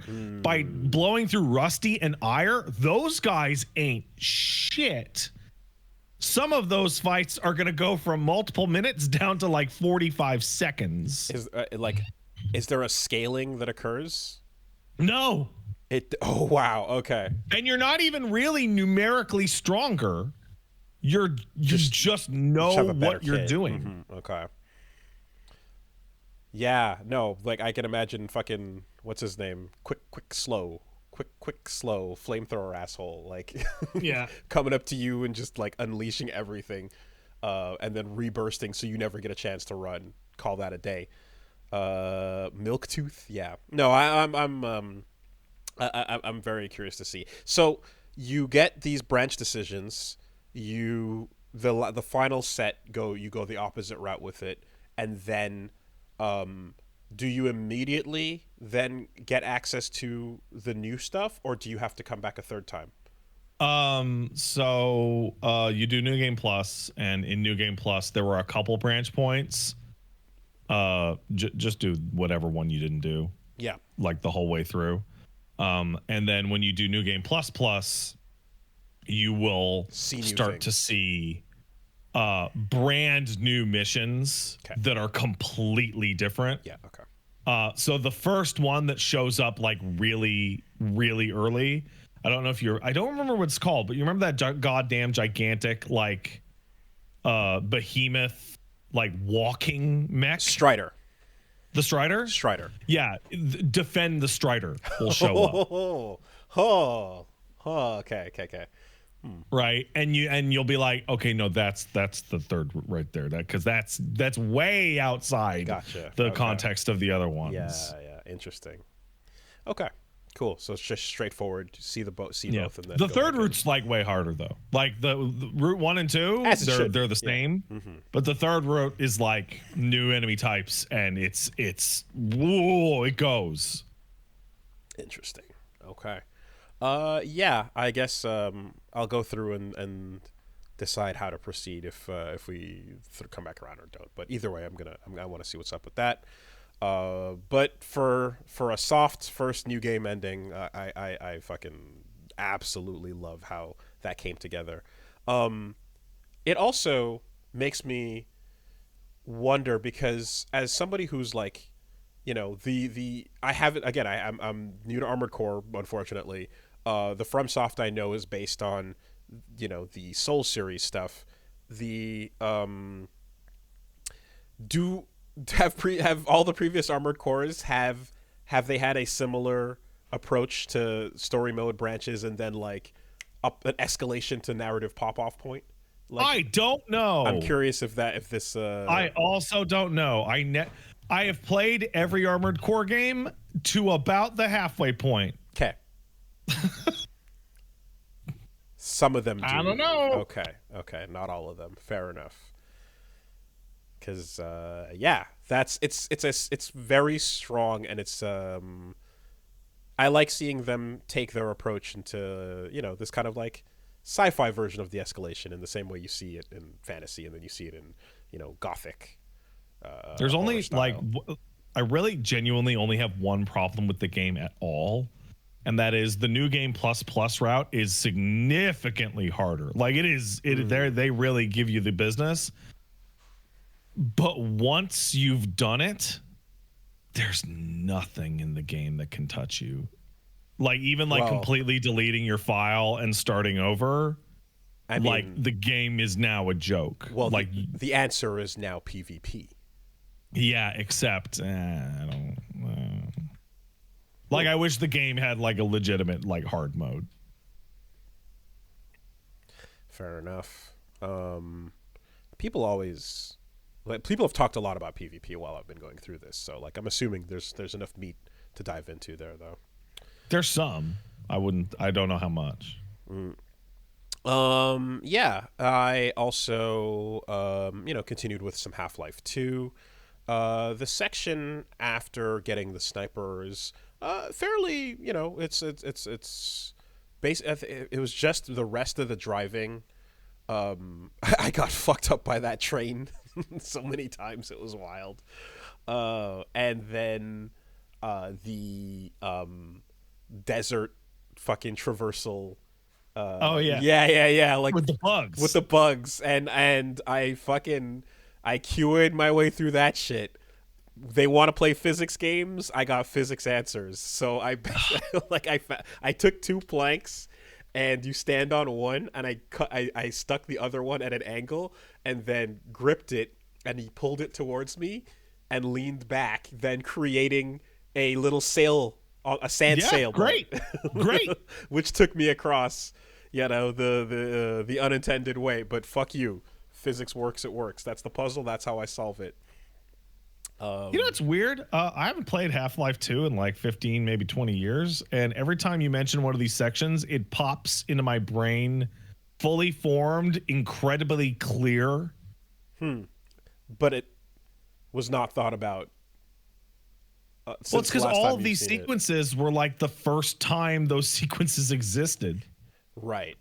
To be fair, when I think of Half-Life 1, for me, like, way back when, I mean, besides the like watching it as my brother play it, like, as a kid or so, I'm thinking Mhm. back to basically like one warehouse full of army people and then an outside tank, and then I think of Zen.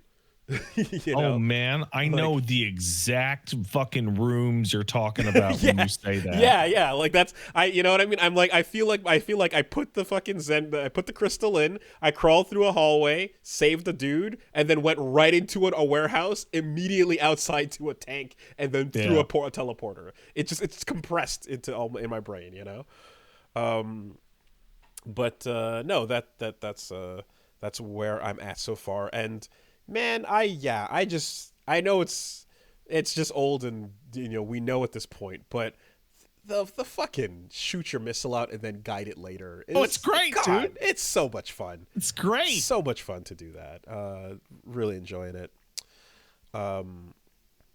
And then I also took a look just for one session at Grand Blue Relink. Okay, great. What is that fucking game? I don't understand. All right, so Relink was the other thing that they teased a while ago, which is like, this is a Grand Blue fantasy setting, and Platinum is involved. And then you saw the trailer where they were doing a bunch of like combat that Platinum looked shit. fairly Platinum. And you're like, oh, that's interesting. Okay, and then at some point, Platinum's name was removed, and they stopped working on it, or they completed their. We don't know what happened, but if it was amicable, their logo probably would have continued to exist on Yeah. the Though product. apparently they are using like some like absolute nightmare amalgamation of the Nier engine. Yes. So shout out to Wistful Hopes, the modder who put like Goku into Strive and a bunch of a bunch of other wild Marvel mods and stuff going on. But I believe so. She was able to uh, recognize there's near automata code in Grand Blue Relink, that there's something going on there that's similar enough. So it was built on something they brought. Yeah. And yeah, I just, again, no name in the credits, whatever the case is, must imply something probably was bad. But they continued, and the combat continued to look, the way it did from the initial footage of it. So I was like, okay, character action. Let's see how this goes. Yeah, it's pretty fun. The main thing is like it ends up feeling, I'd say, like medium tight, right? Okay. If you can make I sense of know that. exactly what you mean by that. Yes, it hits that halfway. It's not loose. It's not loose. But it's not super tight. It hits that halfway point between, like, say a Platinum game and like a bit of a Muso. Like a Hyrule Warriors or so. There's moments when you're fighting, and like you definitely have a good bunch of abilities, and you can unlock fairly quickly perfect dodge and perfect block and a couple of other Mm-hmm. minor defensive stats or whatever. But you're looking out for the key ones, um, and you do your shit, and then you've got three other party members out there doing their shit as well. And there's moments where you pop your super or they pop theirs or even their specials, and the screen just becomes flashing bullshit. Yeah, yeah, Like yeah, you yeah. just enemies are just getting rocked, damage is going up, and and you're like, I don't even. Okay, a beam is going, and now a bomb is detonating, and a gun is going off, and I'm just in here swinging away at it. And then there's a nice little sync ratio, which or percentage, which as you fight, you build up your team sync, and when it gets to Mm-hmm. 100%, and then you do your skybound, your big super. They have a window of time where they can lock in and do theirs, and if you do all four, you get a perfect 100% sync moment, and it's Oh, okay. it's delayed hyper combo finish kind of thing, and because they all four do their super, and then at the end there's a fifth one of all the teammates together doing one big elemental attack on the thing. Yeah, it's a nice little like group limit break type of bit, and that's very fun. It's rewarding. You can kind of like plan whether they should save up their meter or just use it as you want to, as needed. Um, the the thing you get to as well in terms of variety, which is pretty cool, is the instead of unlocking, let's say, like different weapons and like character action is Yeah, what it's it full said. characters, It's right? just a full character, right? It's the roster that a bunch of characters I recognize from the fighting game and such. And you're like, oh, you want yeah, here's Lancelot. That's your different weapon. You want to pick the gun guy. You want Rackham. Here's Rackham. That's your different Mm. weapon entirely. And each of them have their skill tree. The skill tree peppered with 4% increase on damage here, 5% increase Oh, on damage there. but Big Grand Blue new, players like big that. new defensive move that lets you Akuma teleport, slide around the map. 5% damage increase. Duh, and I'm like, yeah. So it's got that kind of like, you can just like, you see the big diamonds and the big circles are the things to pay attention to, and just the rest are just complete filler. Um, but like when you go to look at the list of unlockable characters right off the bat, it's just like, hey, pick your faves. It's a humongous one. So right off the you can Oh, is just, it? yeah, it's a really big list of playable characters that and knowing that each of them has the ability to then go in and again unlock more, flesh it out, pick the four moves you want and stuff. It's like, okay, I like how much variety you're given the choice to play with, and then you can use a ticket to unlock a character that you want right away, or not right away, but like after I think like the fourth or so mission, you can pick your Mm-hmm. first of those. So yeah, there's a Oh, yeah. You get a ticket to unlock your you character? get a ticket, and then Ah, you can go unlock the one that you love, and there it is. yeah. And but listen, Yeah. like when you do that full sync burst and you see the art all pop up in the screen and the text explode, you feel like you hit the lever. You really do. Mm. Like the music is going and everything is shining and the font is bursting off the screen, and you're like, wow, you can win things by playing. You know, Grand Blue and League actually have something like really closely in common, which I actually have to kind of applaud. Where like, okay, infinite growth isn't possible, but we want to grow the thing anyway. And they look at League of Legends and then they look at Grand Blue Fantasy and they're like, I think we might have gotten everybody we can get on this shit. Mm-hmm. They've both been around for a while. What about people who like animated movies or action games? I mean, Like this is like it feels like this is the good way to, hey, how do we do more growth? It's like, oh, what if we did a new thing or a fighting game or a fighting game? yeah. Fighting What do you? How do we grow this out? Yeah, no, it's true. And yeah, no, I get like taking the like, it's like taking the approach of like, what do you do with this IP full of characters that everyone loves, and yeah, making Anything it, you fucking want. yeah, well, getting a hype ass Arxis fighter or getting a platinum grounded character action thing are two very good ways to go about it. I mean, if your property is character focused, then Mhm. the sky is the fucking limit. And the sky is the limit, and Oh, because there's no ground. there's I no. see what you're talking There, about. that's what it Is is. there a ground? I don't. It's hell, apparently. Hey, Grand Blue people, is there a ground in Grand Blue? I hear that it's hell. That's what I hear. So The ground is hell. Yeah. Oh, okay. People are just saying that. Oh yeah, okay. It's just hell. Okay. anyway, fly your airship. And I mean, like 30 seconds into the starting the game, you summon your big dragon, and oh no, it stops listening to you, and you go now, bad Gamora. And then you go, I gotta go get my 8 Grand Blue badges in order to make Chara Bahamut listen to me. And well, no, well, to be fair, you actually you have the damselist of damsels hanging out with you, and she gives you half her power, and she has one job which she immediately fucks up.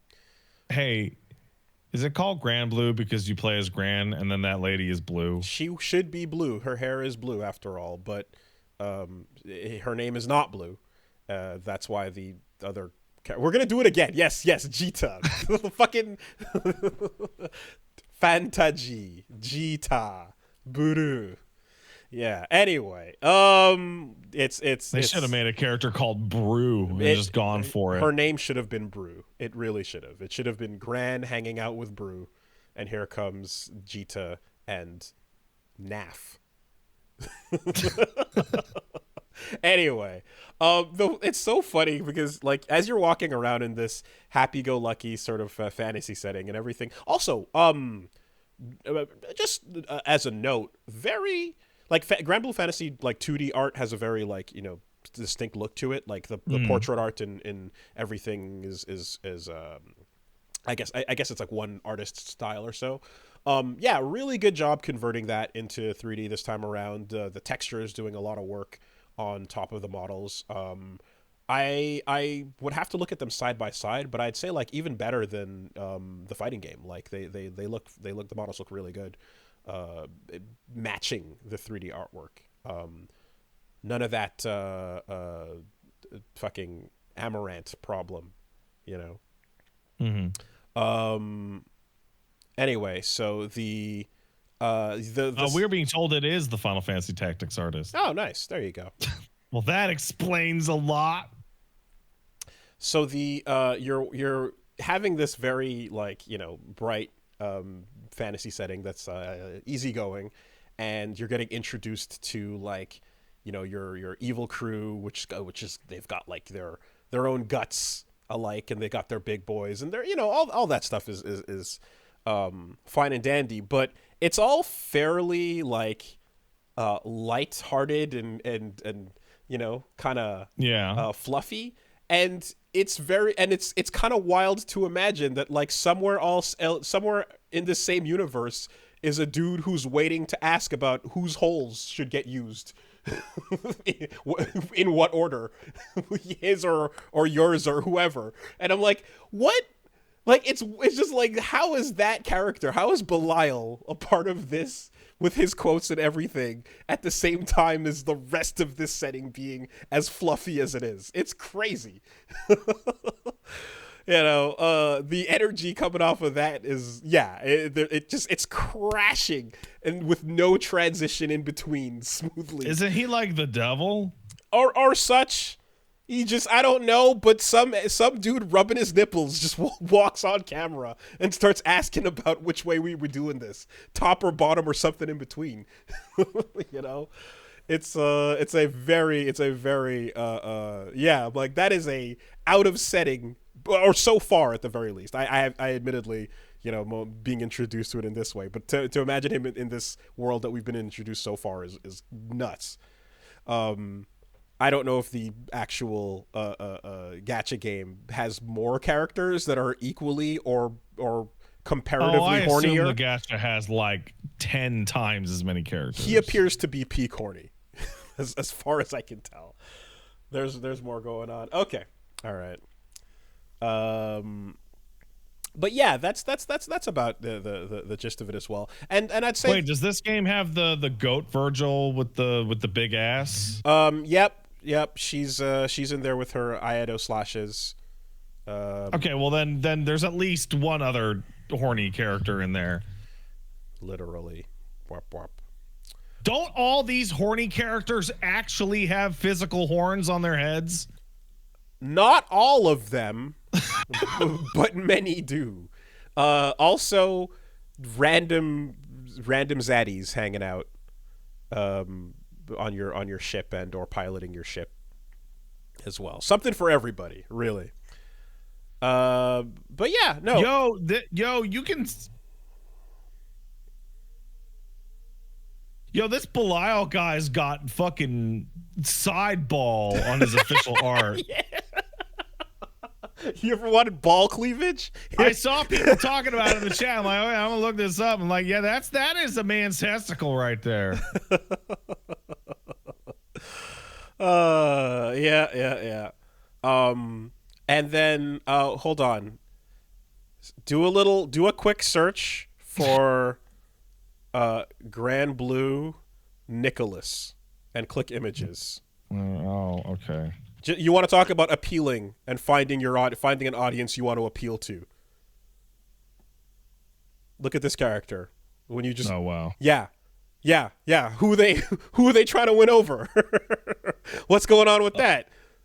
You? Yeah, scroll down a little bit to the one where the Kamen Rider Super Sentai fucking the kick in the art? Jesus. Not scroll past the rider kick to where he's got a super robot behind him. What the fuck? Why you got a robot? With the Gurren Lagann glasses on his chest. Oh, so weebs. Yeah, they're like, we're gonna get everybody is what we're gonna do. Oh, he's got one with the fucking scarf. He's just a Gurren Rider. That's it. Straight up. Complete with robot. Anyway, so yeah, there's a little something for everybody. Not that although that's not in Relink. That's just a character from the the gacha, which I think you got to pay. You got to get your $20 in there. I think someone said about 22 to get your guaranteed pull. some such. Anyway, hopefully it does make it into this though. So yeah, but if you're that's kind of what to expect. I'd say is just like a little bit of that medium tightness and nice variety too when you switch over to like a character with a different style and like a different flow to things. I had a couple of like dumb moments of taking on a challenge and then wandering too far back and then disengaging the challenge from the arena, and other things about just kind of like kiting enemies in a certain way that just were wonky. And in particular, I will say the most negative thing I felt about it was its lock-on was rough at times. It had a tendency to break itself instead of forcing the camera into another location. It would just switch to you targeting another enemy instead, which is really frustrating at times when you need it to be on point. Hey, so is it Monster Hunter? Or so there are Monster Hunter elements going on as well. Yeah, so up front, like I said, you got your character action and your kind of Musou feeling to you're taking on the groups. When you jump online, it feels like Monster Hunter as well because you're doing a quest board. You're joining a group of 4 that are all going out together, and you are fighting whatever giant monster or waves together to complete your quest board stuff. So it definitely feels like a bit of that going on as well. Yeah, I'd say like like it's its own, it's doing its thing, but like there's an aggressive. The online reminded me a lot of when I played Monster Hunter World. But yeah, that seems about it.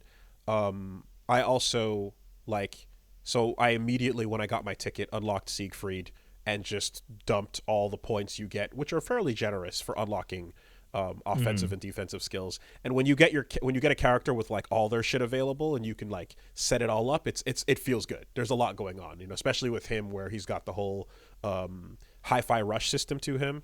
So you time your sequence of attacks on the rhythm, and there's like a sweet spot to do the next one, and you can kind of keep that going.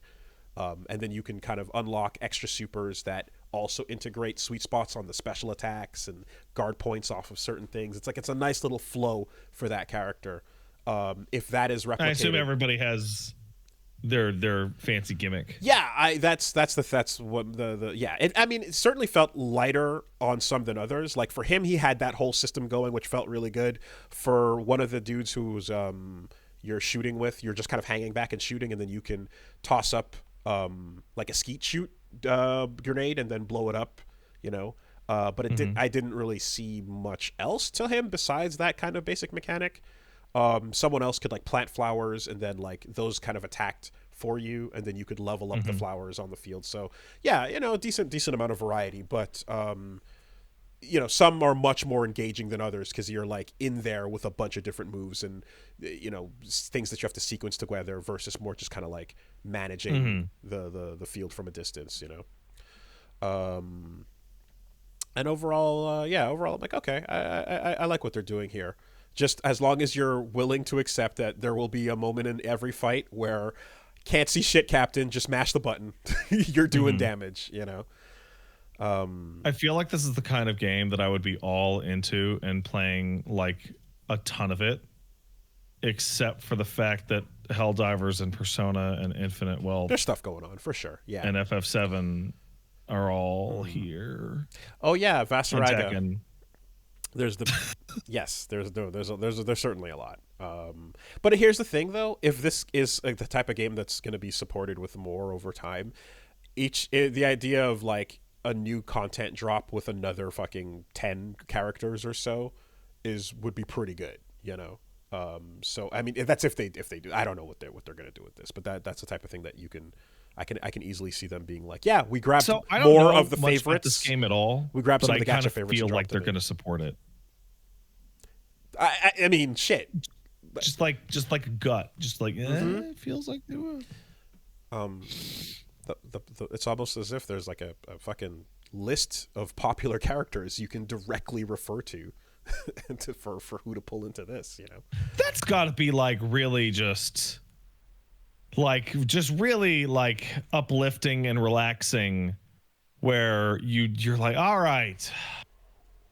What do we do? I just don't know. All right. Well, how many of the characters did we get in? We got in 5% of the total roster. Cool. Get your dartboard. Yeah. No, I mean the Project L roster, right? Like what? Like half. Oh my god, that one's so vicious. How many? Right? How much time is spent on those meetings just deciding? I feel like I dabbled in League, right? And I dabbled in Runeterra, but I feel like League's got like, I don't know how many, like 100 characters, 200 characters, whatever. There's like a bunch of absolute no-brainers for the League roster. And I'm sure it was like that for Grand Blue, right? Because like in League, like there are characters that just directly fit direct fighting game archetypes and are also old and popular, right? I would be shocked if Fiddlesticks is not in Project L. I can imagine a final boss that is like, okay, who's guaranteed never showing up? All right, this final boss can summon that character to do one move as like a little ghost or zombie version, and then you just get a little bit of like, there they are, just as someone that is like they would never show up otherwise, just to get them on the list a little bit. Though it'd be awful if you're the number one fan of that character, but yes, the deconfirmation move, or them standing in the background, Yeah. Just whose gimmick it like if they made like a Dota fighting game, that freak that turns into 5 characters is not going to get in. Oh, right? Like, is that a thing? Yeah. yeah, there's a Dota character that is 5 controllable units. Okay. Stances? I don't know. Anyway. Meepo. Cool. So, anyway, this week on the channel, gonna be continuing off with some of that Half-Life 2 and the return. Oh, you're clapping. Yakuza 0. We're coming back. Yay! It's going down. So, tune into Wooly Versus on Twitch and on YouTube for more I hope of you that. I hope you read back up on what the fuck you were up to. There is fortunately there's notes and there is the best of to, like, catch back up on it. So yeah. Because, like, I'll be honest, I could not tell you what most of Yakuza Zero's plot was about right now. Like there's the empty lot. The empty lot, and then there's that blind girl. There's the girl. Kuze's a bitch. Kuze. And it's Friday night. The walking erection is there. Yes. And Mr. Shakedown, and bring on all the fights. Don't worry about it. Yeah. It'll be fine.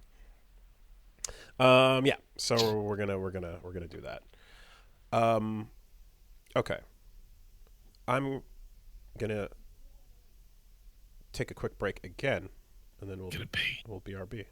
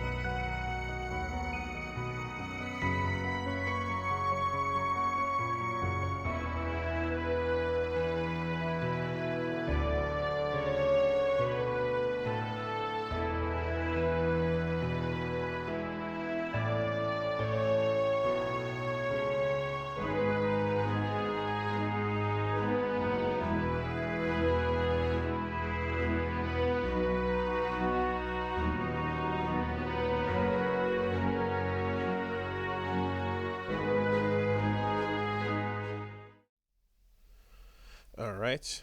Oh, and I also forgot to mention as well the coming weekend, this Saturday, so the 24th and 25th. Let me just make sure I got this correct.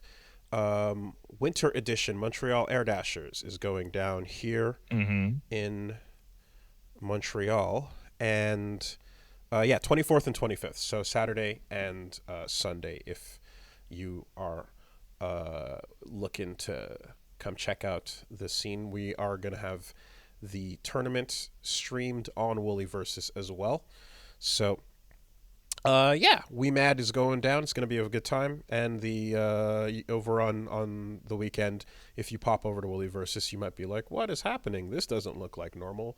We're going to be running the brackets for like SF6, Tekken, as well as a couple other things. Like we've got a bracket for Iron Saga Versus, which is the Super Robot Wars fighting game.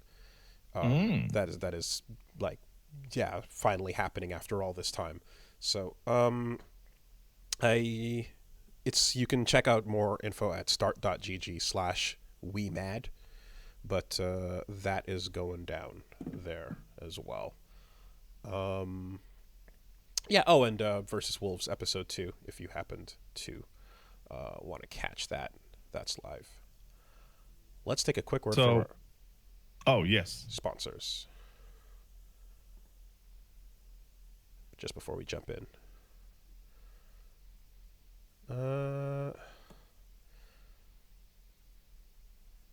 This week we have an error message. What the fuck? Oh man. Hey. Oh no. Okay, there we are. This week the podcast is sponsored by ExpressVPN. And using the internet without ExpressVPN is like driving a car without insurance. Why take that risk? Oh, don't do that. That's really stupid. You should not do that. That's a very bad idea. Don't let anyone else drive your car unless you have fancy like the insurance for that either. You get in trouble. Yeah, like unless you're like on your own farm and you're like driving your tractor down the road or some shit. I remember there's people who like lived out in boonies where they could someone drove their tractor to their prom or some crazy shit. Anyway, whatever. Don't do it. That's terrible. But don't do. You know what? This is a really good analogy from ExpressVPN. Don't use the internet without ExpressVPN. The only thing you should use the internet without ExpressVPN is to go and get ExpressVPN. There you go. Every time you connect to an unencrypted network, cafe, hotel, airport, etc., the risk of a hacker on the same network trying to gain your data is real high. It doesn't take much knowledge. Some cheap hardware, a smart 12-year-old can use that to get to your data, and they can make up to $1,000 per person selling your info. So don't make the mistake of leaving yourself exposed. I can multitask. It's fine. So what you want to do is you want to get yourself an insurance against that risk. And besides, of course, your own personal data at risk, you also get the added benefit that I appreciate of clicking the button and being able to go like, I'm not in Canada anymore. Stop it. You can't tell me what to watch, Netflix. It's cool. I remember back when I was like, I wanted to see more Terrace House, and you just clicked, and I'm like, hey, I'm in Japan. I can see more of that. Or currently, if you want to like watch like, I don't know, if It's Always Sunny, you can't because you're too high up north on this continent. That's nonsense. But if you click ExpressVPN on, you can be like, nah, shut up. I'll watch it though. So don't be denied, especially if you're already using the service, right? So yeah, it would take a hacker with a supercomputer over 1 billion years to get past ExpressVPN's encryption. Super simple. Click the button, get protected. Works on your phone, your laptop, your tablets, and more, so you can stay secure on the go. Secure your online data today by visiting expressvpn.com/superbeast. That's expressvpn.com/superbeast, and you'll get an extra 3 months for free. Once again, that's ExpressVPN. 3 months? expressvpn.com/superbeast. Thanks, Thanks, ExpressVPN. Oh, sorry, I didn't mean to. I just wanted to thank them so much. Yep. I love them. There you go. Yeah, so We pretty much already cracked open the Microsoft story. Hey, Wooly. Mm-hmm. So this weekend you're gonna be running brackets. Might run a bracket. Might Yeah. might no, not running it, but I'll participate certainly. You'll help. Oh, you're okay. I'm not gonna. But you've run run brackets in the past. I right? have run brackets in the past. Yes, It's hard, right? it's tricky. There's a lot of things to Yeah. consider. There's some tricks to consider. F's in the chat if that's your group. If you're in group So, F. so if you were making a bracket, right, you wouldn't want to put every killer into the same pool and then put people from the same sponsor into the same pool and then put all the people from one region into the same pool, would you? So this is a weird one, right? Because what you're doing at all times is balancing against location, seeding against location, and seeding against certainly performance. In many cases.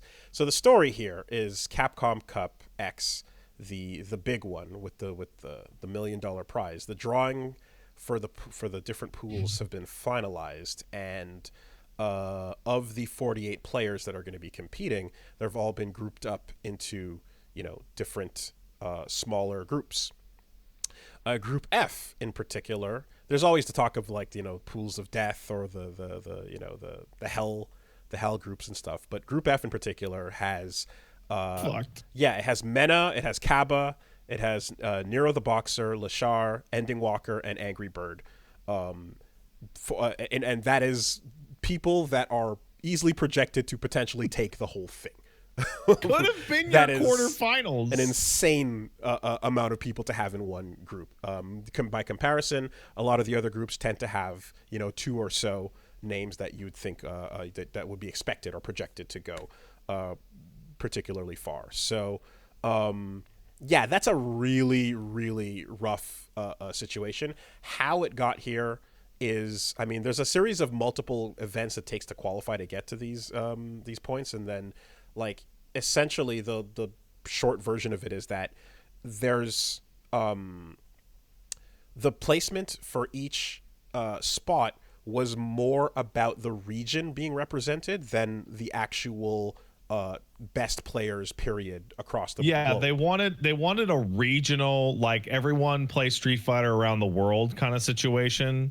So you were qualifying online for your region as number one. So areas like the US and Japan and Korea, who would probably flood the fucking top 16, got to send 2 people each. So there's a discussion that goes into this, which is, what are you aiming for? Are you looking for the best player, or are you looking for the best representation of a region, right? And it seems with this, and this is because of the way it's set up, they're looking for the best region representation, not necessarily the best player period.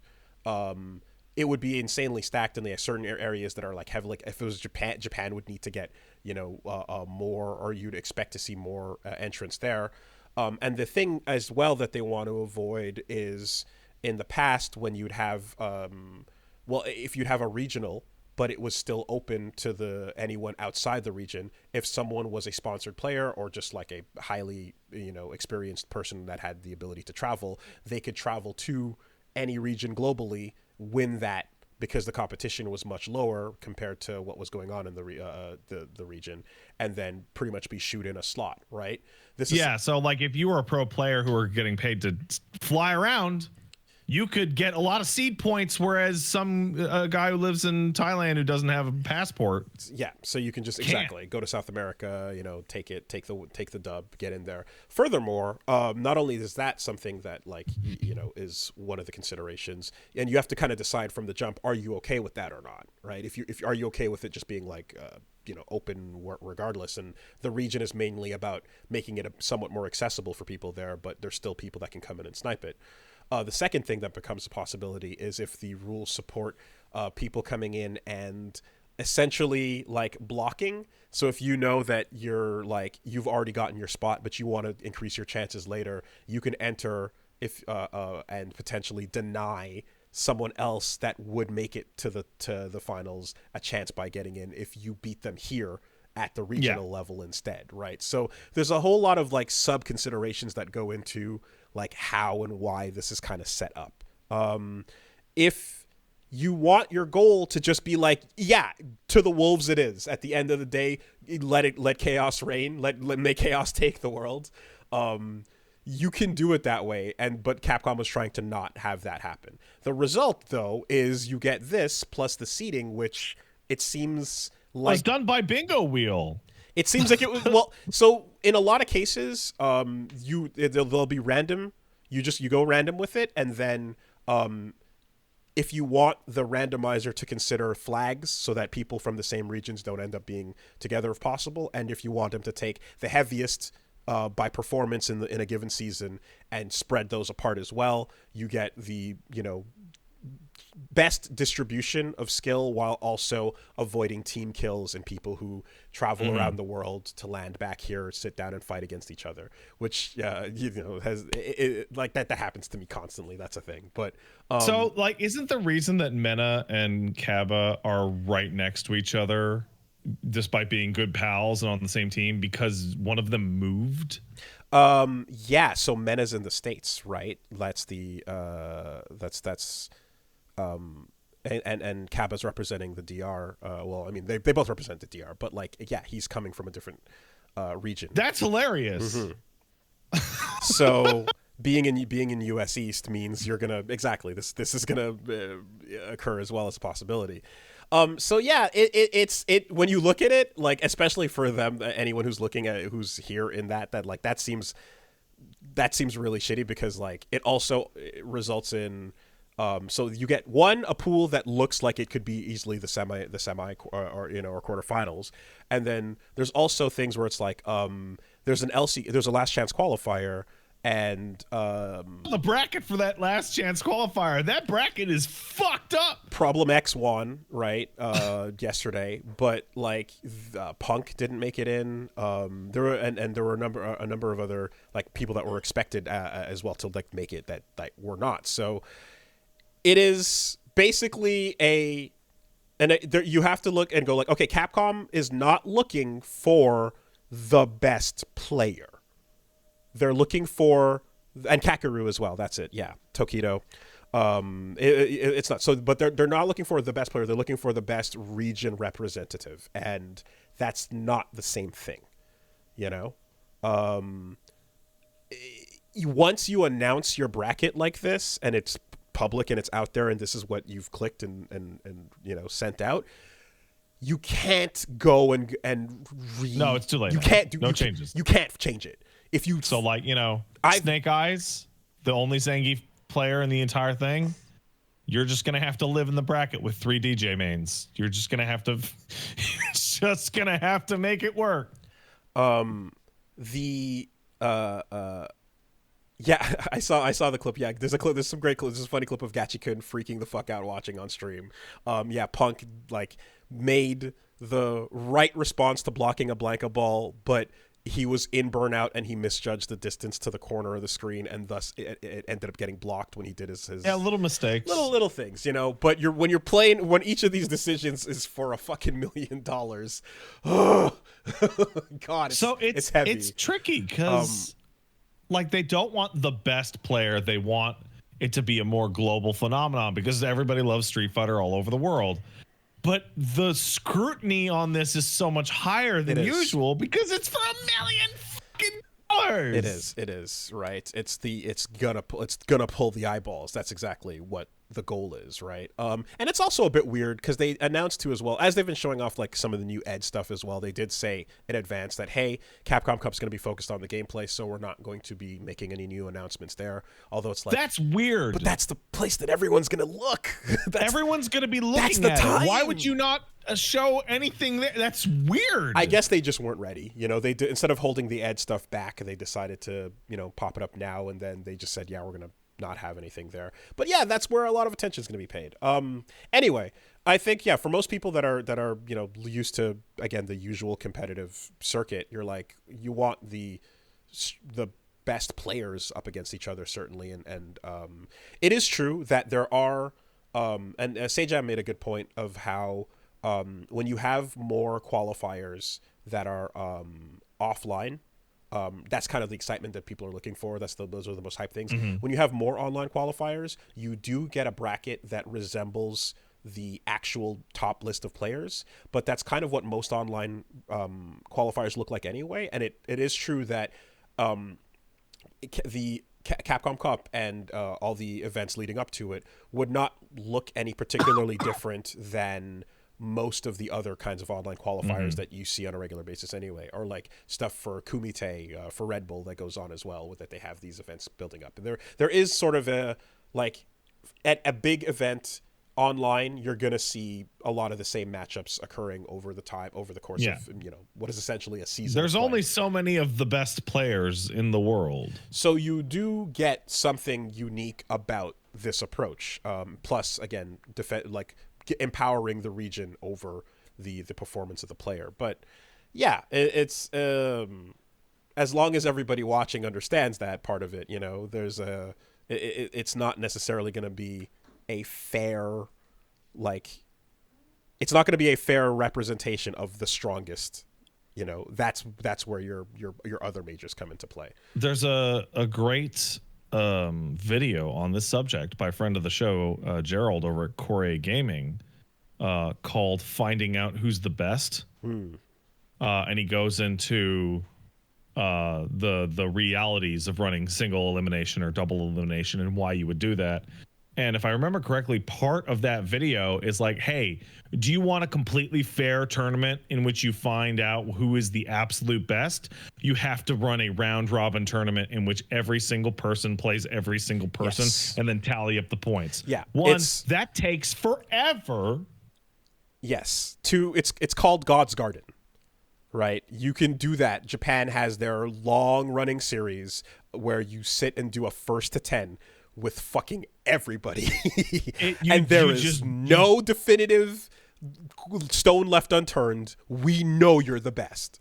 So there's two problems. One, that takes forever. Like, that takes an insane length of time. And two, you don't have, like, your grand finals are tallying up their golf scores at the end of the day on a fucking piece of paper. Ultimately. And it's not dramatic. Yeah. It's not the pyramid to the top. Certainly, there's a spectacle and an excitement aspect to it. So the purity of Did you ever watch golf back when Tiger Woods showed up? Probably not, right? Not really, just highlights and stuff. So watching golf when Tiger Woods showed up took an already boring sport and made it completely unwatchable. Because golf tournaments are like 4 rounds over 4 days, and you would get into the situation where Tiger would be so many strokes ahead by day 2 that you could just turn it off. Yeah. Because it would be numerically impossible for anyone to catch up. There's no tension. There's no journey to go on. It was awful. It was awful. Yeah, I saw a couple videos of him actually showing off, like, not just how good he is at, like, his swing and shit, but how good he is at stopping mid-swing. And like getting halfway down and canceling. And it's like, that is an impressive skill in and of itself. Anyway, there's an understanding that you kind of have to trade off the pure ideal of the best and the most competitively untainted environment.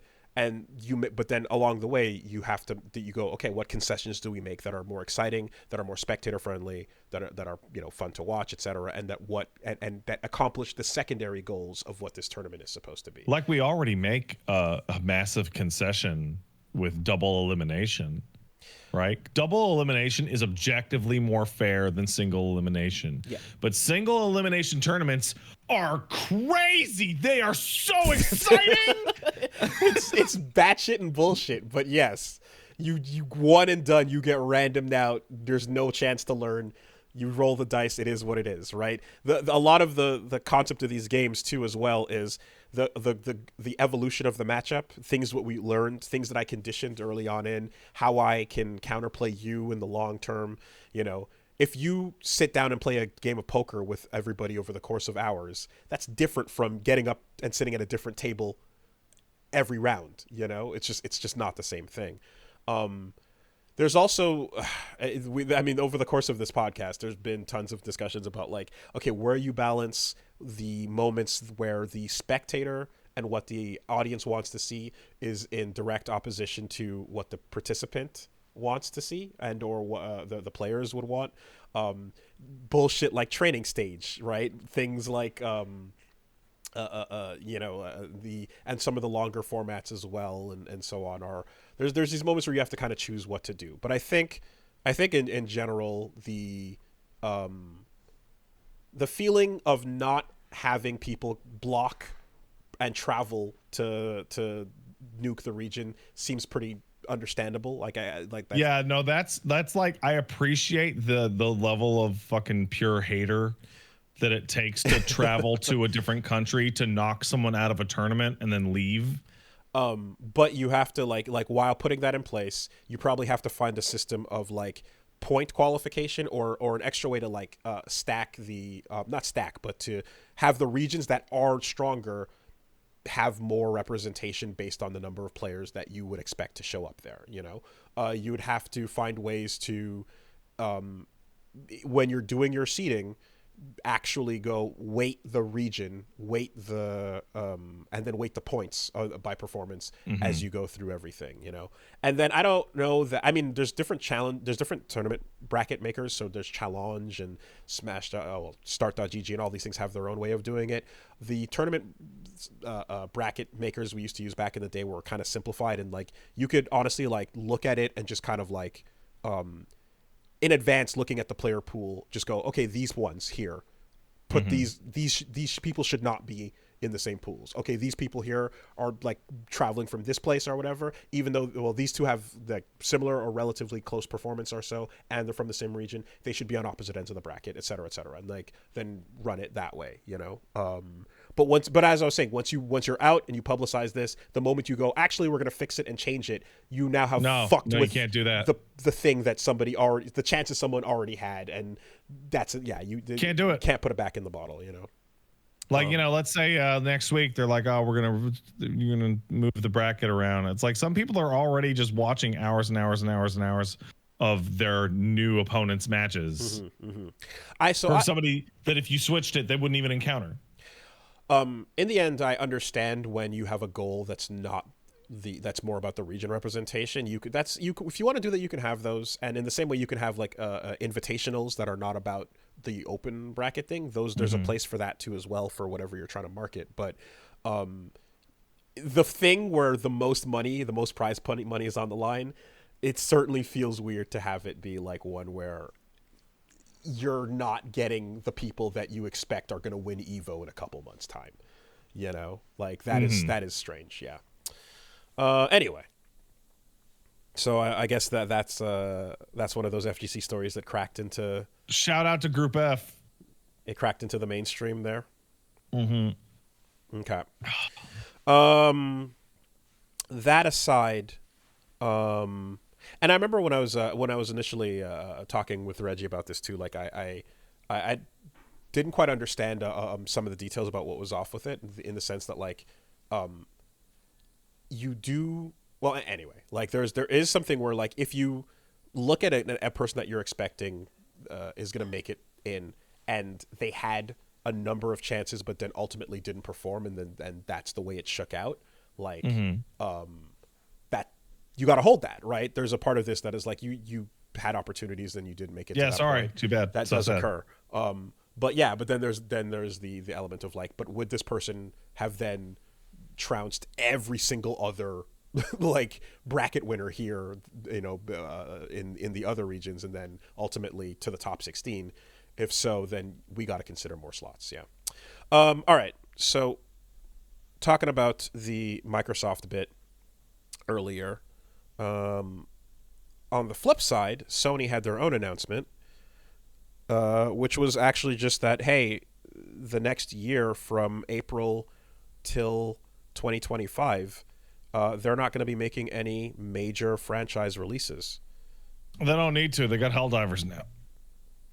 So, yeah. Any like I guess FF7.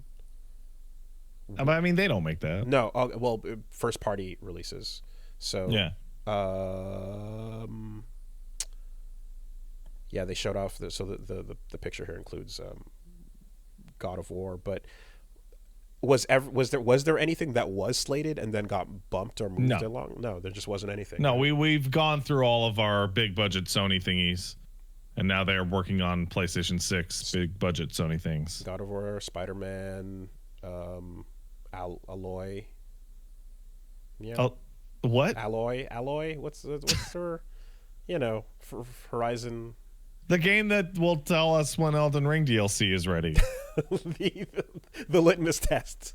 Yeah. Well, hey, in the meantime, you can just go get the fucking Convergence mod, which is available now, by the way. The Elden Ring Convergence mod. Oh, right. Sorry. My brain just, I don't know why I couldn't understand what the fuck you just said. It just failed me. Is up on Nexus Mods. It's got 27 classes now, and each one has its own progression path. Yeah, Elden. So like Dark Souls games had like total mod overhauls, and I played a bunch of them. I was shocked to see ones come out for Elden Ring relatively quickly because like that's a big fucking game. Well, but if I'm not mistaken, these were the same team that did it for like DS3 and stuff, right? Like it's just they kind of rolled a lot of that forward. I'm pretty sure I played the Convergence or something very similar in Dark Souls 3. Yeah. So I guess this is the proper release. That Is it a 1.0? I think so. Let me just actually pull it up. Yeah, it's the. Oh, it's been a 1.0 for a while. Oh, I see. Yeah, I played Cinders. That's what I played. Okay. As well as the boss resurrection or tree network, etc. Cool. I'll make my own goddamn DLC, they said. Yeah, we touched on Embracer. We talked about the Baldur's Gate bit already. So layoffs abound. What we didn't touch on, and the timing of this couldn't be any more fucking odd with me going into this Sacred and Terrible Air shit. But Zaum, the day that I put out the epilogue talking about what happened on that, announced that they basically had their latest round of layoffs that included the last original member of the team. Oh, cool. So the studio is gutted now. They canceled a quarter of their staff, and a standalone expansion that was apparently in the works that has also been completely canceled. So I saw someone describe this as now that we have ownership of the eggs. Sorry, now that we have ownership of the golden eggs and we've kicked out that pesky goose, it's time to sit back and let the money roll in. Oh, that's great. That's fucking fantastic. That goddamn piece of shit goose. Get out of here. No one wants you. Taking up space. Gotta feed you. Fuck off. Oh my god. Yeah, so Argo Tulik, the last remaining writer who contributed to Disco Elysium, is gone, and welcome Shadow Zaum. Nothing remotely resembling. That shit's never gonna ship another thing again. It's done. If the lawsuit with the cancellation of the like movies and all the other whatever that were just wrap it up, call it a day. It's over. All right, go make a new company like Elysium or I heard that like there's been anything can happen. You can go do your Kojima production style bit where you just make your you make your own version of blackjack and hookers. The way that like the industry, after like sticking their toes in, like kind of hit those folks, especially the ones who are not from the industry at all beforehand. I wouldn't be surprised if some were just like, fuck this, I'm going back to what I used to do. Like, Yeah, this is which is smoke and drink.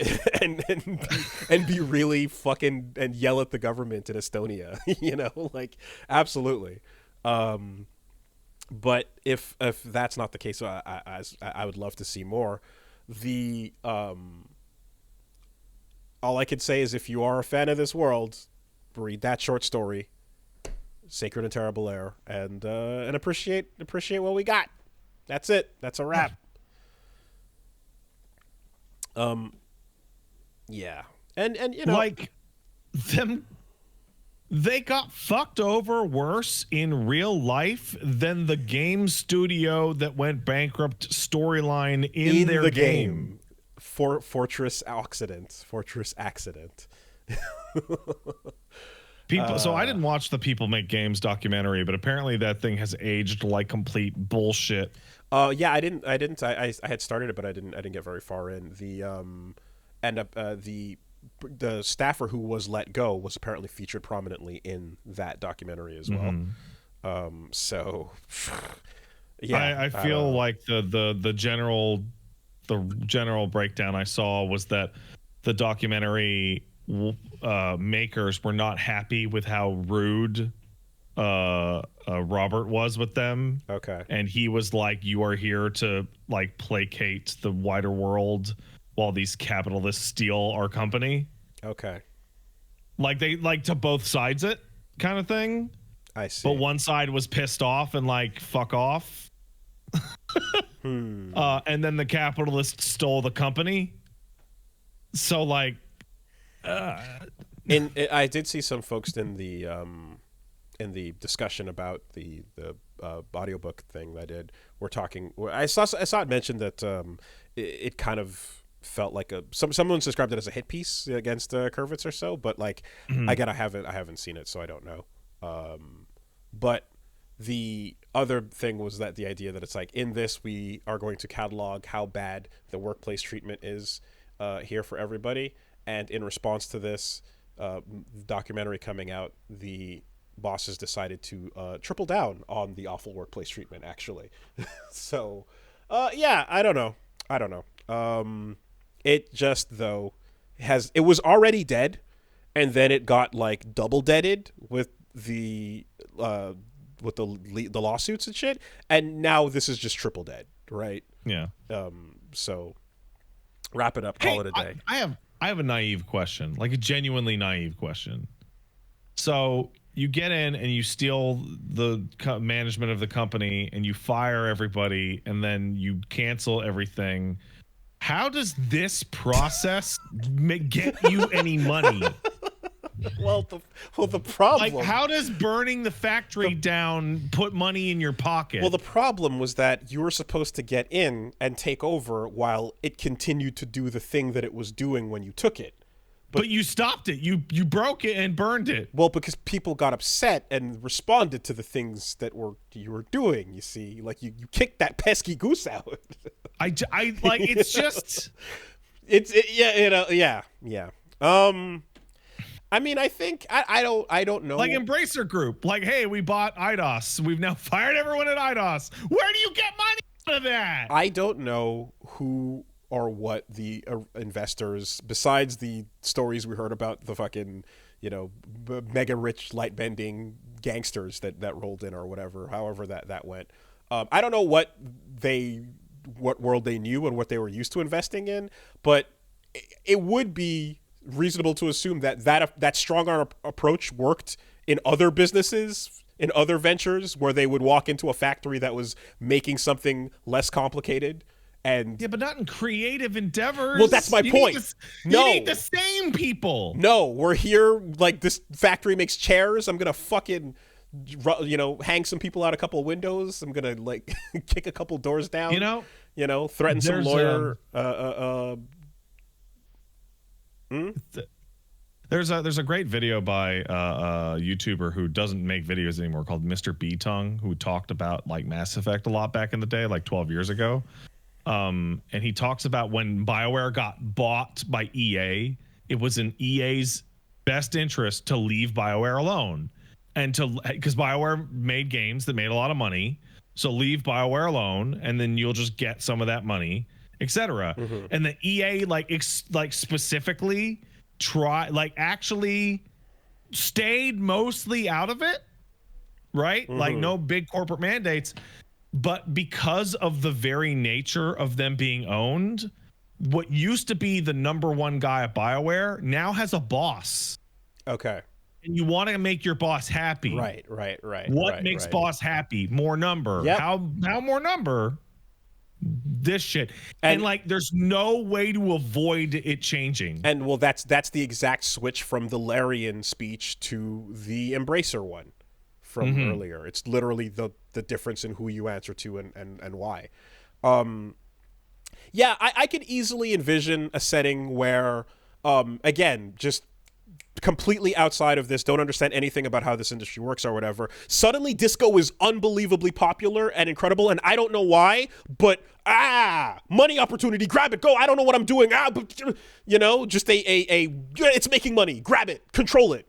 I don't know what to do now that I'm holding it, but go, do more thing of what that was. I don't know how you made that thing. Oh, you're being difficult? Okay, you're out. New guy. You do it. Well, I can't do it. Everyone, just do it. No, shut up. Everyone loves disco. It doesn't matter. Make a deal for a TV series. Go. Everyone loves it.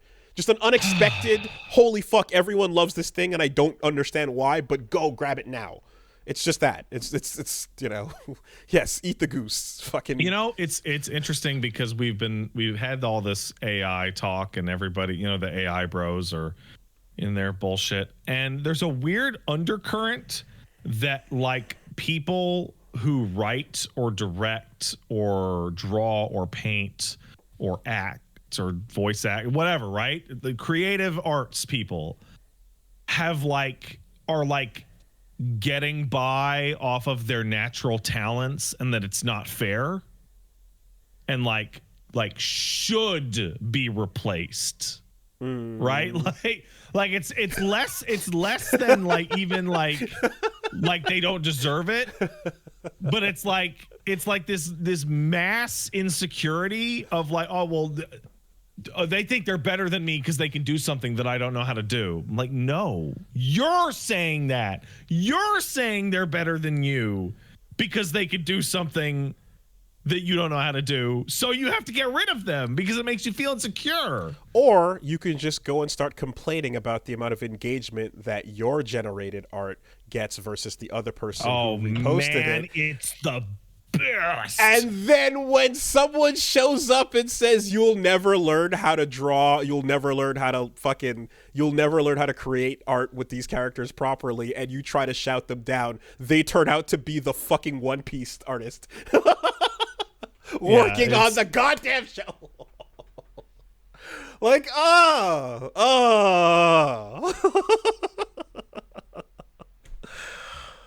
who the fuck are you? I draw One Piece. Who are you? Damn visual artists have been scamming us with their skills. Who the fuck are you? Oh man, yeah, that was a good bit. I saw a separate one where somebody was making fun of AI bros using the Invincible meme where the dad's like, look what they need to mock and get an even fraction of our power. Mm-hmm. And dumbass AI guy goes, it's funny you're not even using your own art, except that's the guy who animated that scene in Invincible. Oh, okay. Who's writing that? Yeah. That is his art. Like, fucking, like, save yourself the ass blast and just click on the profile of the person you're trying to throw rocks at and see what's going on there. So do you know why I'm keeping the Xbox behind me? Mm-hmm. And why I held the Xbox during I held it like a child for most of the Xbox thing, so that when somebody grabs a thumbnail from my video or today's podcast and goes, "Oh, Pat's so mad at the Xbox, he doesn't even." There's an Xbox right here.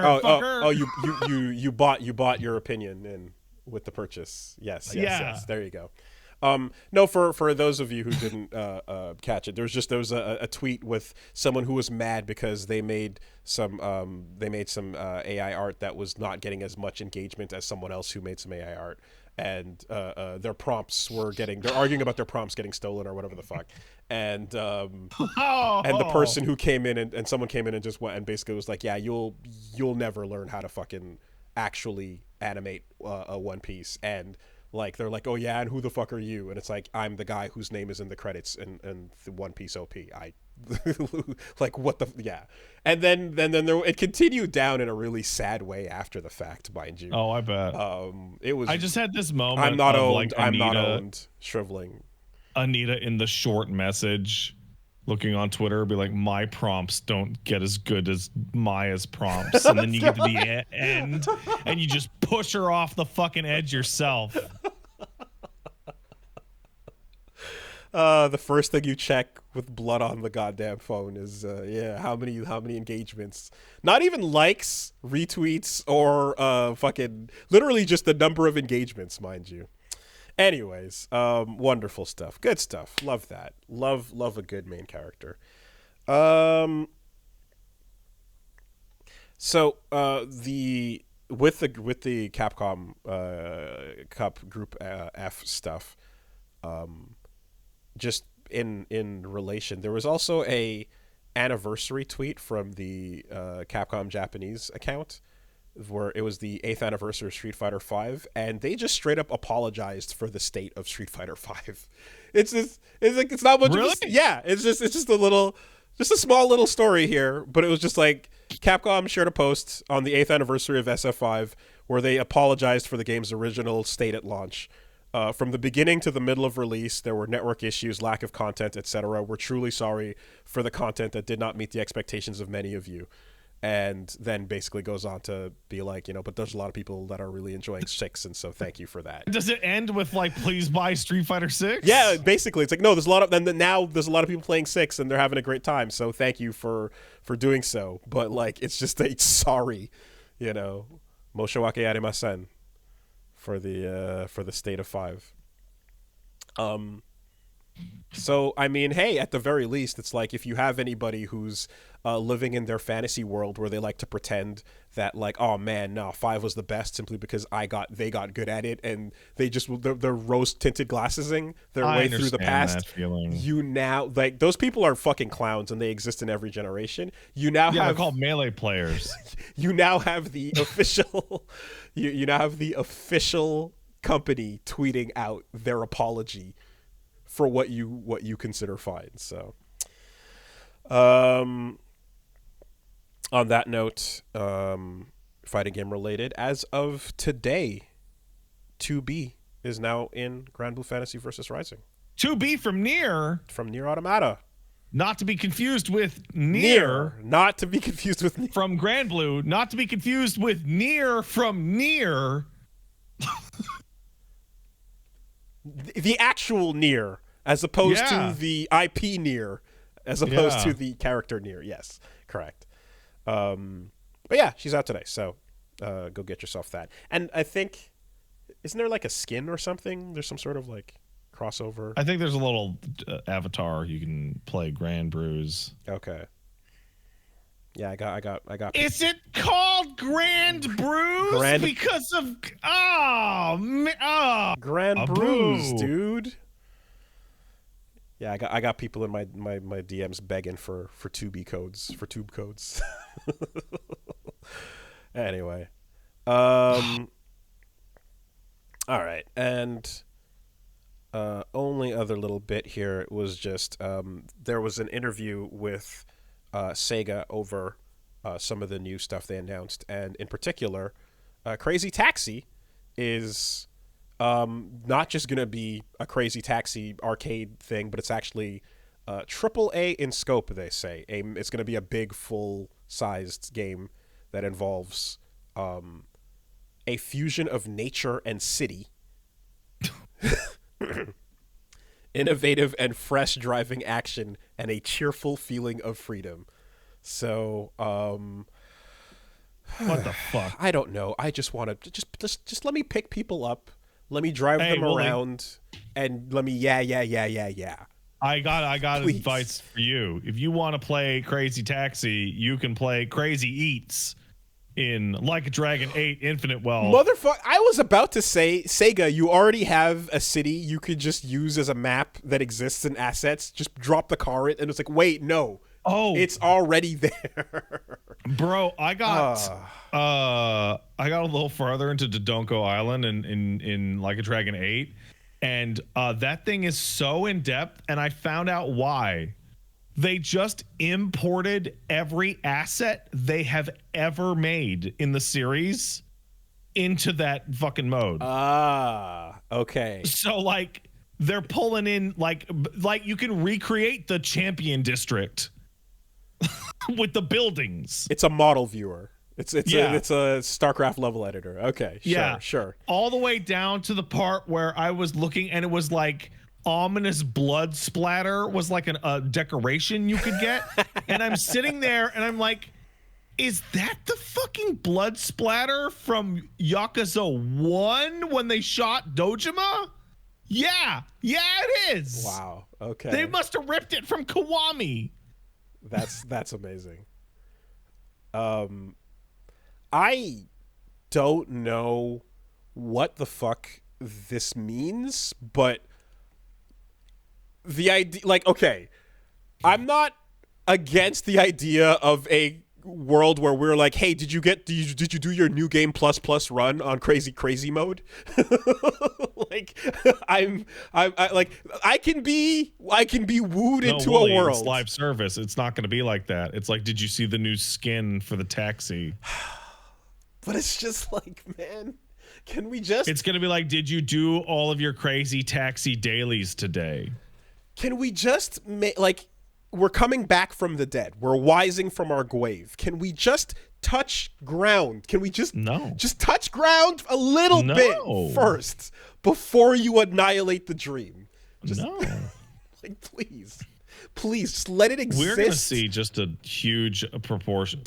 Get greedy the second time. Just reestablish just let it hit for the first time and just let it start running. Then get stupid and greedy, please. I know you can't help yourself. Just,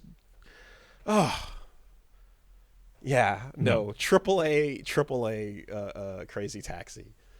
I don't know, man. I don't fucking know, dude. The studio as well. What did they say? So I think it's a new studio at Sega that's handling it as well. Sapporo Studio, yeah. So no word on anything else relating to the other stuff. So Shinobi, Streets of Rage, and Golden Axe. But you see, like, Streets of Rage, though, let's say it comes and flops or whatever. Like, Streets of Rage just hit the other day, though. So 4 came out, and, like, at least that had a chance. Bomb Rush exists too, so there is that.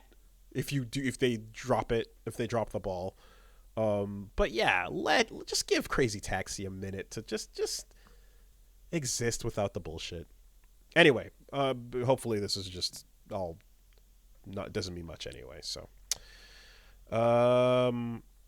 let's take some letters.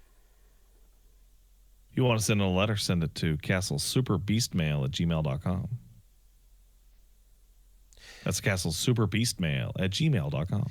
Streets of Rage 4 was 4 years ago, but when was the last Crazy Taxi, my friend? When was the last Shinobi? Like, these are not even remotely comparable. Been a bit. We got one coming in from the dev that ensures your favorite character gets a Clussy skin. Dear Pat and Wooly, please stop Z-targeting me. I am only one man. Please cease and desist this targeting attack on my person and livelihood. I'm a game dev whose company has been brought up recently with the layoffs you've been discussing, and someone who spends all their spare time clooning to Clussy. All right. I do, in fact, have a question for you, though.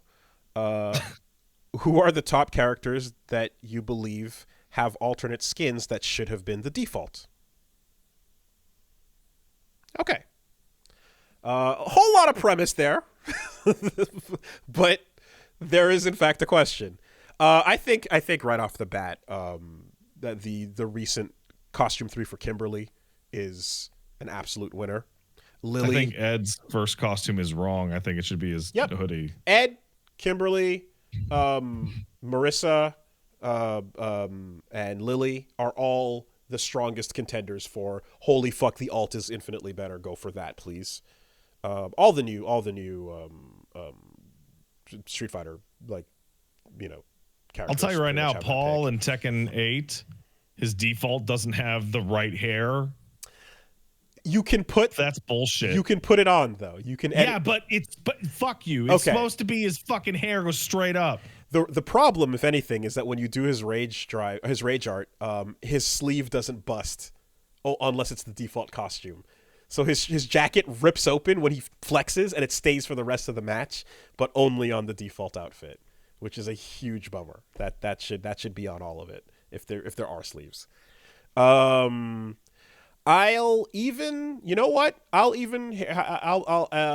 go against my own interest and bias and say that, despite my complete loving of it, Spencer with the mustache should have been the default from Rearmed 2. From instead of Hot Dog Man? Going back into the other ones. Yeah, I totally agree. Everyone's super down for Mustache Spencer. I would rather a character that is I love my dread look, Spencer. I know that's just me, but I also I think the mustache look, it gets a completely different dad energy about it. That's fun, and most people kind of like dig that, especially for the retro characters. So they're both fine in my opinion, but that could have been the default for sure. It would have been really weird though to then have the alt be weird hippie Dreadman. Yeah, this for what reason is this energy coming here now? But I think they wanted the break out of prison look versus the again dad mustache energy. Yeah, I'd say a bunch of those characters. I'd say the stop clooning. Stop it. You if he has the word clooning, it's already too late, man. It's probably been too late for this guy for a while. Okay. And hey, Wooly Pat and Hypothetical. Wooly's current Half-Life 2 playthrough reminded me of how I would often play the game of what feature will they miss when watching blind playthroughs. Which I've done a lot since the game was a big staple during the early days of Let's Plays in 2010 to 2014. The buggy section is especially fun because it's never mentioned or needed charging. Excuse me, because there is never the needed mention or needed charging of the buggy gun. That's true. I only kind of accidentally came across that. Or briefly mentioned infinite assault ammo case on the back of the buggy, and the gimmick of having to curve the missiles around the gunship. That's not to rag on you, Willie, by the way. I've seen many people miss a lot of things over the years due to quote-unquote LP tax, but this instance reminded me of a thought experiment I made up because of them. If you made a generic 3D action-adventure game with a decent amount of platforming and put a grappling hook on L1 from the very beginning, but never mention it's there and never have a tutorial, and it's never required to progress and or there's no icons anywhere, will they find it? And how long will it take them to find it? Some people will never find it, ever. Ever. I postulate that a young child with baddish reading ability will find it faster than 80% of adults that have been gaming for 10 plus years. Oh, yeah. Yeah, so conditioning absolutely makes you play the latest game in a genre you kind of know the way that you did the last time. You're not as open to the idea of discovering a brand new concept as opposed to when you were younger. For sure. I feel that heavily. I also can feel myself, and I don't like this. This is I don't like this about myself, but I can feel, especially under streaming or LPing new experience of a game, I can feel moments where I want the discovery is like, I want it a little bit more streamlined in some cases, even though me in the past would have preferred it the other way. You know, Can like you give me an example here? so not I like discovering things, and there's times where I hit something that is a discovery, but it's also there's I guess the line between where like you hit an obtuse point, right? Mm-hmm. Um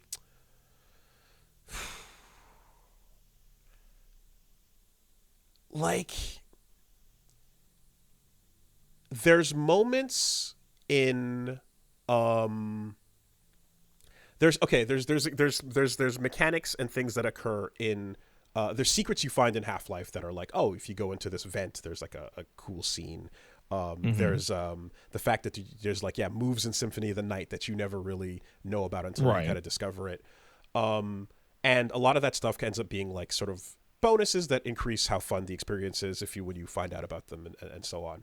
Um, so there's the game Fear and Hunger, Right. which has mechanics in it where like they're not explained, and the whole point is how mean and brutal the game is.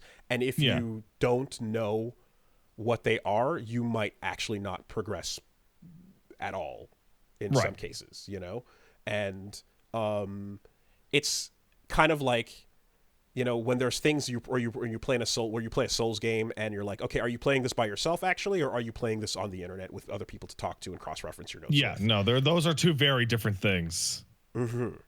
So I get like less patient towards the latter half of that, you know, Oh yeah. a little bit. But I do know that like I would have been super down to just like throw myself in a fucking void much younger and just like hit a wall and scrape up against it until this opening here, this tile is loose.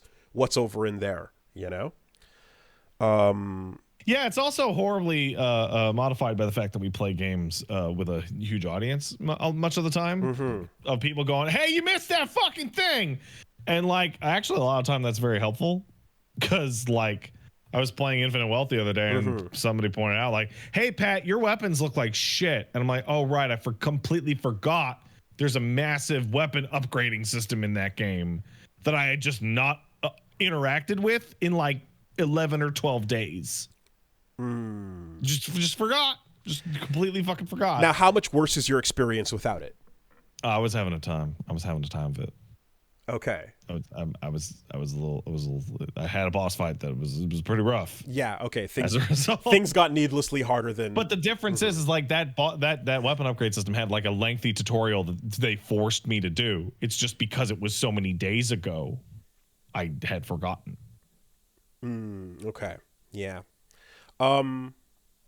I also though like well anyway like I when I know whenever there's a game where you have like an extensive move list and then there's just one more cool secret thing you can do, that's always great to just you know to discover, you know, accidentally or did you know that you could make these two things interact in this way with each other, like the synergy between two things that it's not going to hurt you if you don't know, but it's fucking sick if you do. Ultra Kill has a bunch of that, right? Like weapon synergies and things that play off of putting the magnet down and then the nail gun. Like I was talking to a friend of mine yesterday, and he explained to me that he's like, "Did you know that if you hit a robot dropship in Helldivers with artillery and it falls and it lands on a robot factory, it'll blow up the robot factory?"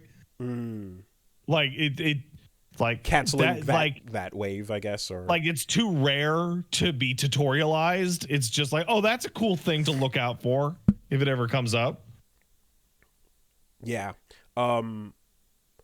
And I don't know if there's like there are things too where like you don't necessarily like there's sometimes where you like so in to Titanfall 2 like you don't know that when you ride on a mech and then it detonates and you both go flying into the air, right? Like the idea of having that aerial gun battle thing immediately comes to mind, but then like if you grapple and fucking grapple melee someone in midair to have the hypest possible moment ever, Then you can kiss. yeah, you're taking these sequences that you've just found yourself in and like going, oh, maybe if I, and then it totally does work. That's always great too, you know. It's like a total dichotomy. It's like if you want people to have the fun of finding things for themselves, you can't tell them that they're there. Like, you don't get excited finding a treasure chest behind a waterfall if a fucking prompt came up and said, by the way, man, you should check behind waterfall sometimes. Maybe there's stuff there. Yes. But there definitely is as well a, like, walking out of the room and then, like, chat's like, hey, there's a chest back there. And you're like, oh, shit, okay. And it's like, that's just and it's like, oh, okay, cool. Like, you're saving time that you otherwise would have wasted going back and doing it. But also, if this were just you on a Sunday afternoon and you're 12 years old, like, that extra run doesn't matter as much, you know? Like, you don't care about time being wasted per se. You're not worried about how long you're taking to do things and so on. Anyway, it's a whole bit. Cool. Yeah. That is kind of interesting though, because yeah, like going back, you certainly don't. You're not going to get your yellow paint everywhere, right? Or are you? Sounds like it's a good argument for yellow paint Everywhere, all the time, forever. The Helldivers interface is overwhelmingly yellow By design, as just the theme of the game's logo. Yeah, but right? also it helps you know where to look. That's good. That's good. Before we finish, Paige messaged me earlier. She wanted you to know that the pouch that I refused to open was in fact yellow.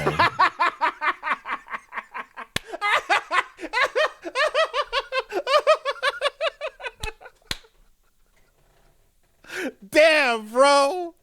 Annihilated. 1 week later, IRL, your own argument blows up in your face. No, it's because it said don't remove it. It didn't say open pouch and look inside. So if the yellow paint is on the wall, but there's a sign that says do not climb, We're fucked. We're fucked. You're fucked. I'm basically stuck there forever.